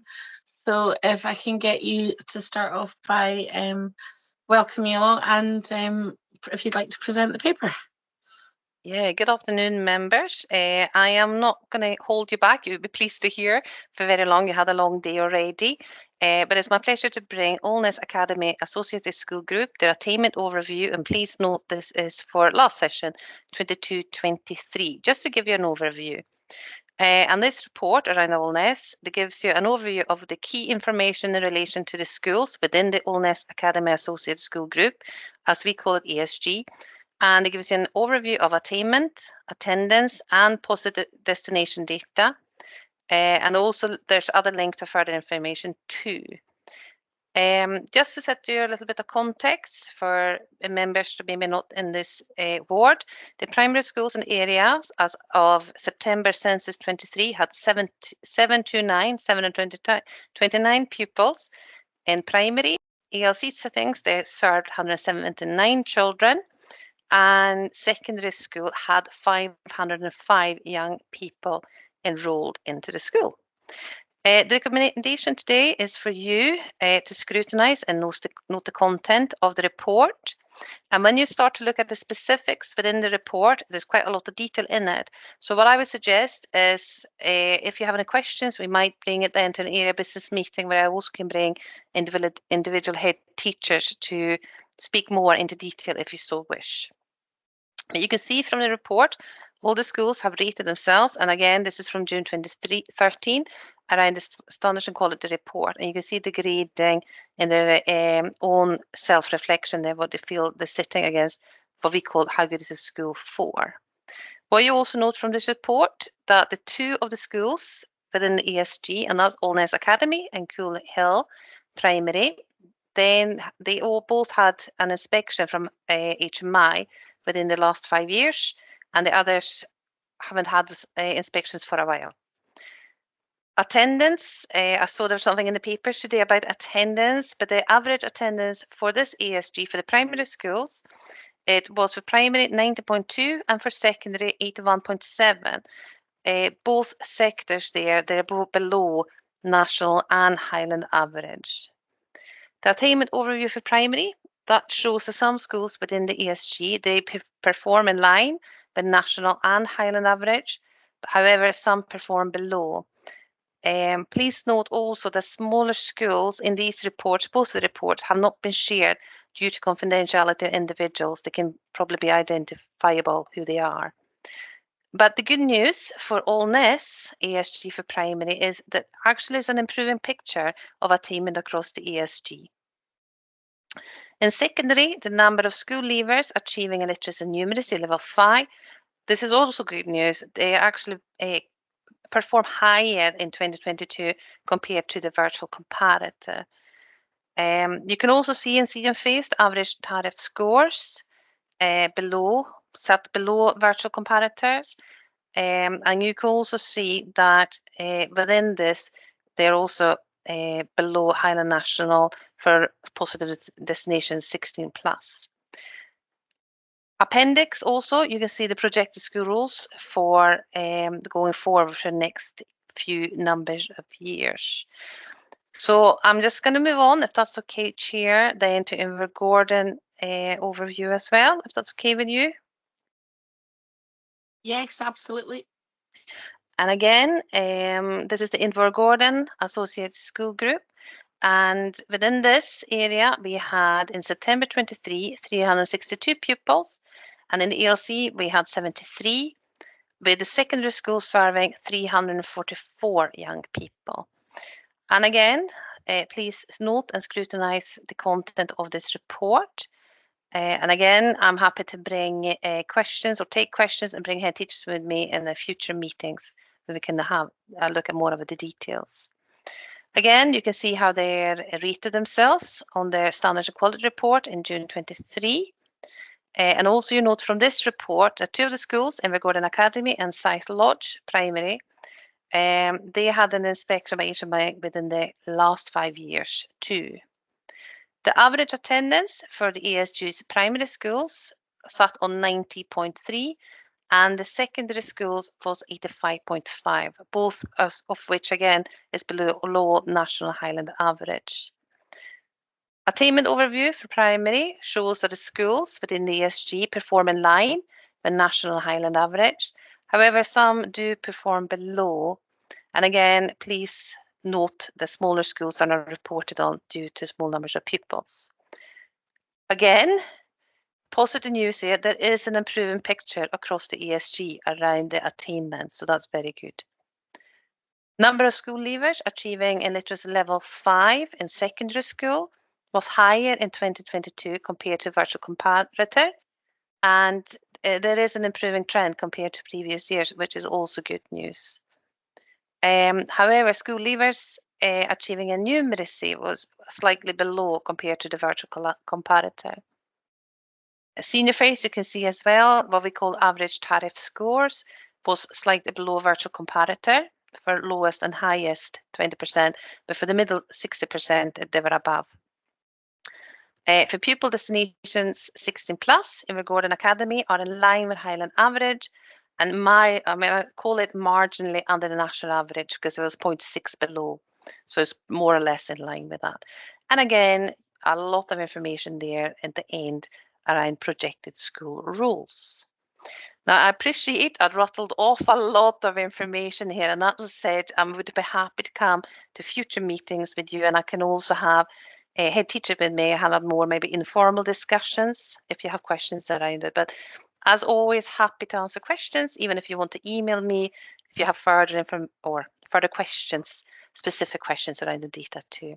But I do note you have had a long day, okay, today. Thank you. That was a very quick whistle stops too, but thank you, Annika. Pauline, if I can take you first. Yeah, I mean, this is my area, so obviously I'm going to know a wee bit more about it than you guys, I'm afraid to say. But basically what I would like to say is that it's good to know that both academies now have new heads. So I could see the difference, and it's happening now, and it's going the right way, which I assumed it would do because I've been in both schools and I can see it myself going the right way. The primary schools are both in very, very deprived areas, who again are phenomenal. These heads are phenomenal. They go out of their way. So, I mean, I can see it going the right way, Annika, and I just hope it continues that way. And I'm sure I'll give you a shout if I have questions. But I would love to see the heads at more meetings. That'd be great. Thank you.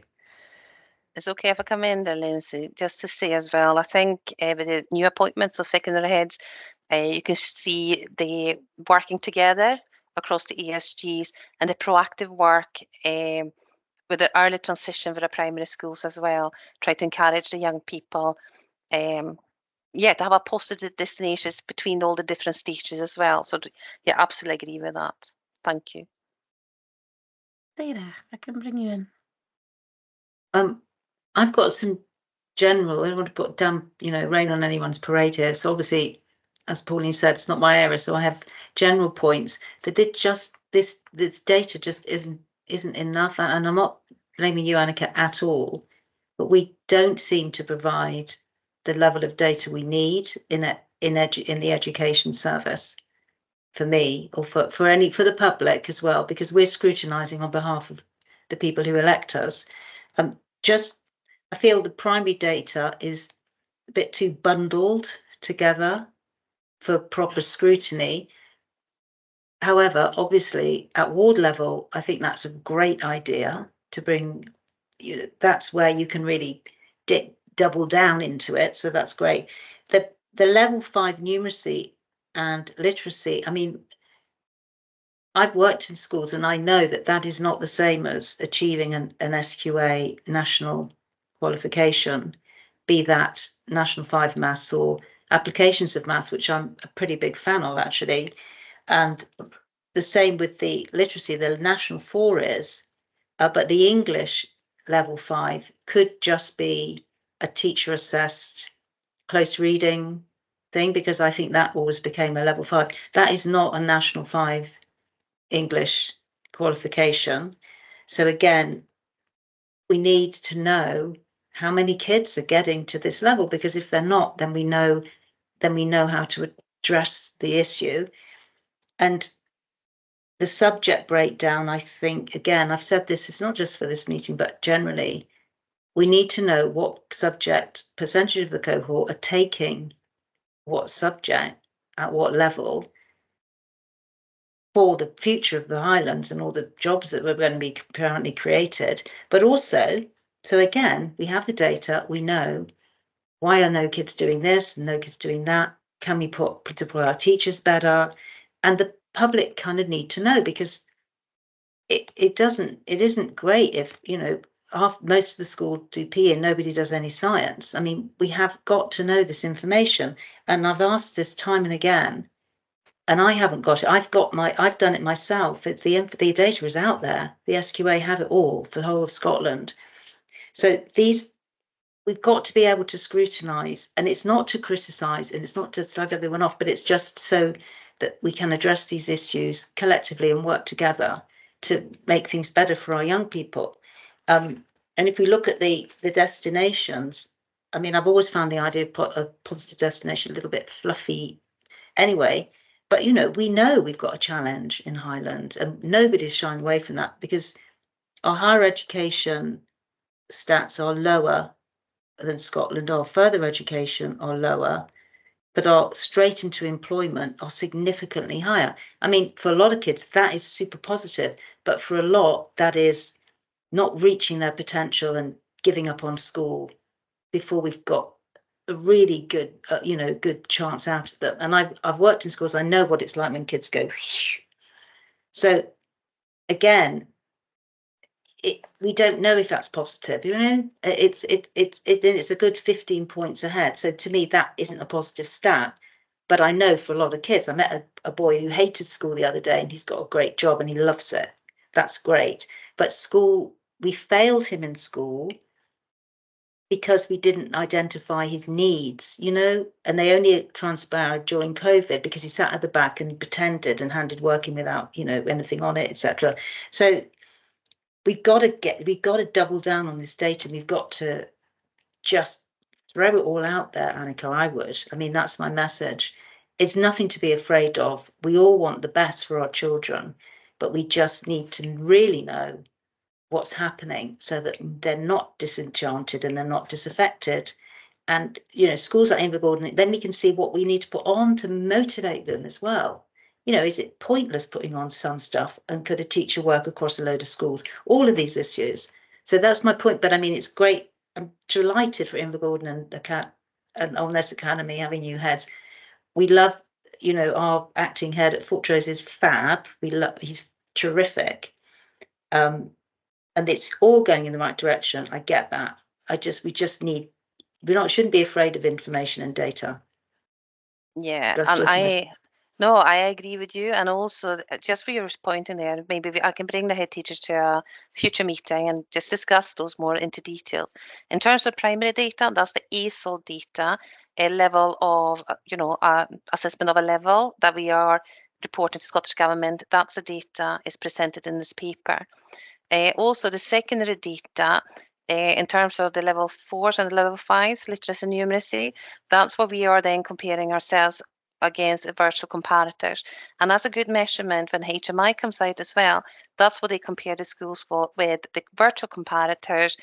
And that's then looking at the area you're in, levels of deprivation or not. And that gives them a good indicator how well a school is doing.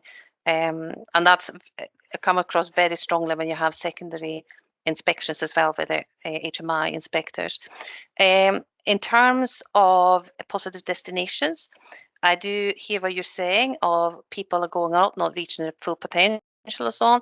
I do think young people now, there's a lot of different ways to get qualifications that maybe we didn't even have a few years ago. There's so many options. There's a lot of young people that go into full-time employment, but also actually study and actually picking up the qualifications along the way. So I do think in some ways we have a better offering for a lot of young people in rural areas. A lot of young people, I mean, I'm dealing with Sutherland, for example, as well. And the children do not want to leave home. They want to try to get the qualifications from home. So I also think how we make it accessible. And I believe going forward now as well, just for you, Sarah, how do we linking up all the teachers? So even children in our rural areas, or even in the likes of Alness, if they don't want to leave home as such, can actually access education in a much better manner. And even in smaller schools, they can access subjects maybe we don't have in schools. And I do know for a fact that is what our heads of service of secondary is very looking into. But I'm really, really happy to have a much more open and frank conversation, Sarah, and I'll bring our head teachers, if you so wish, for your area and discuss that what it actually means for the area, because that can be a wee bit different too. So no, I take your point and I note it. Thank you. Thanks, Annika, and also, thank you for being always accessible again, and always, straight to us if we've got a query. So absolutely full respect for that. You're great. You really do a great job. Thank you. If I can bring yourself in, Derek. Thanks. Yeah, I found both of the reports, 7A and 7B, really interesting and informative. And some of the things that kind of sprung to mind, they won't come as any surprise to Pauline, I'm sure. I'm not going to say anything she doesn't already know. But exclusion rates are higher and absence rates are higher. So obviously that's, that is going to cause issues. But I wanted to praise the attainment level. The scale of the improvement at Kiltern was really creditable, and the massive leap at Obsdale was, that is just a brilliant, a brilliant achievement. And I think you really want to pass on thanks to all the staff and all the pupils involved. Everybody's trying harder, so that's really good to see, and something that you really want to encourage. In terms of senior phase, I think there's clearly challenges there with attainment, but in terms of destinations, page 90 of our papers, as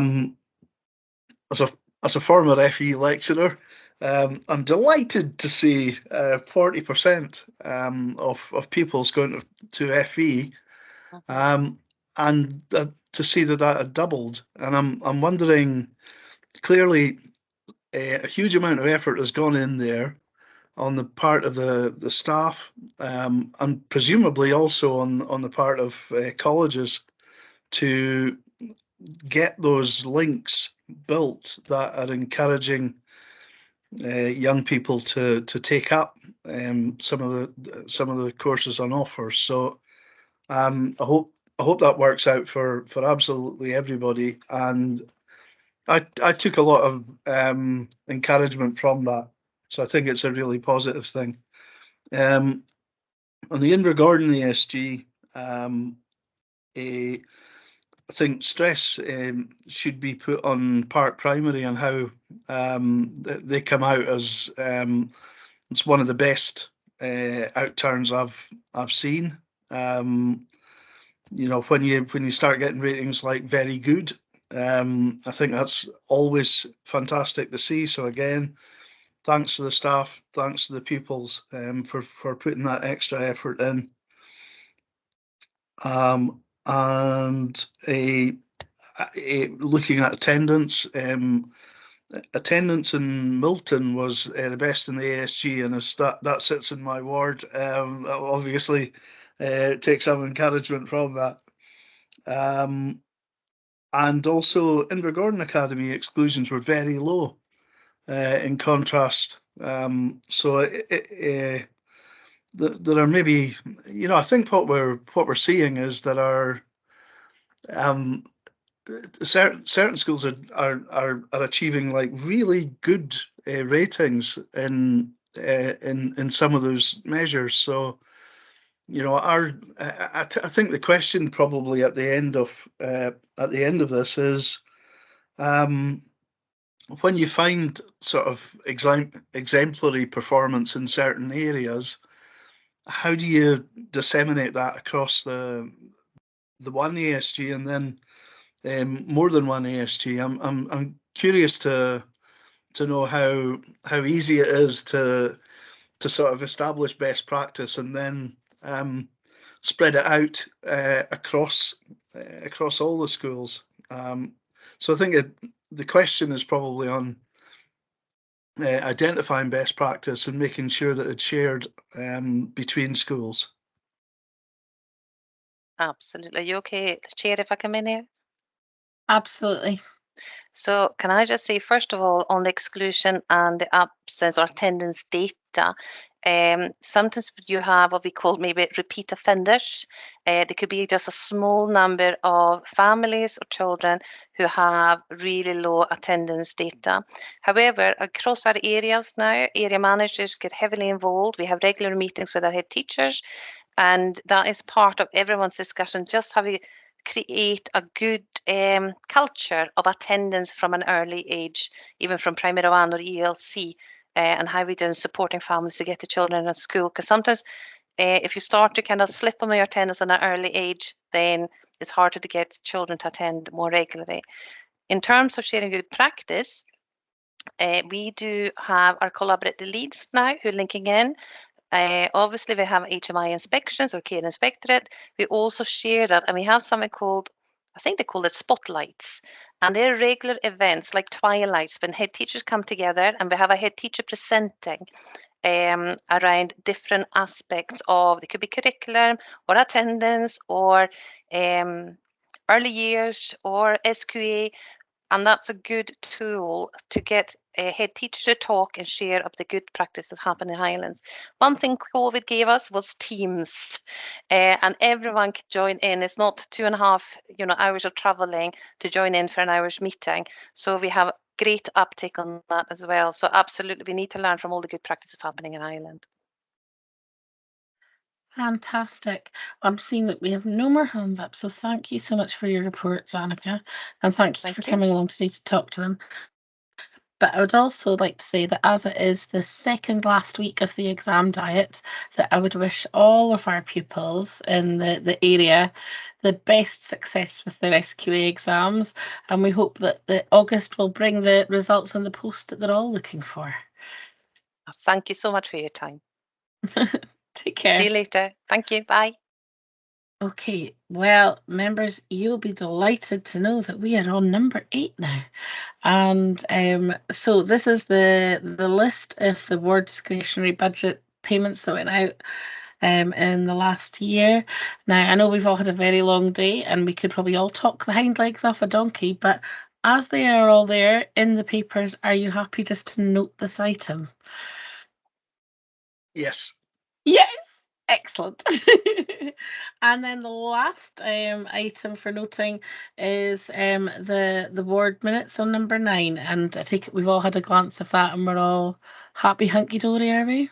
Agreed. Super duper. Yes, thanks. Brilliant. Well, thank you all very much for bearing with a very long morning that's turned into an afternoon. And I'd like to thank the whole team behind us that has helped the meeting happen today, and hope you all get to go away and enjoy your lunch now.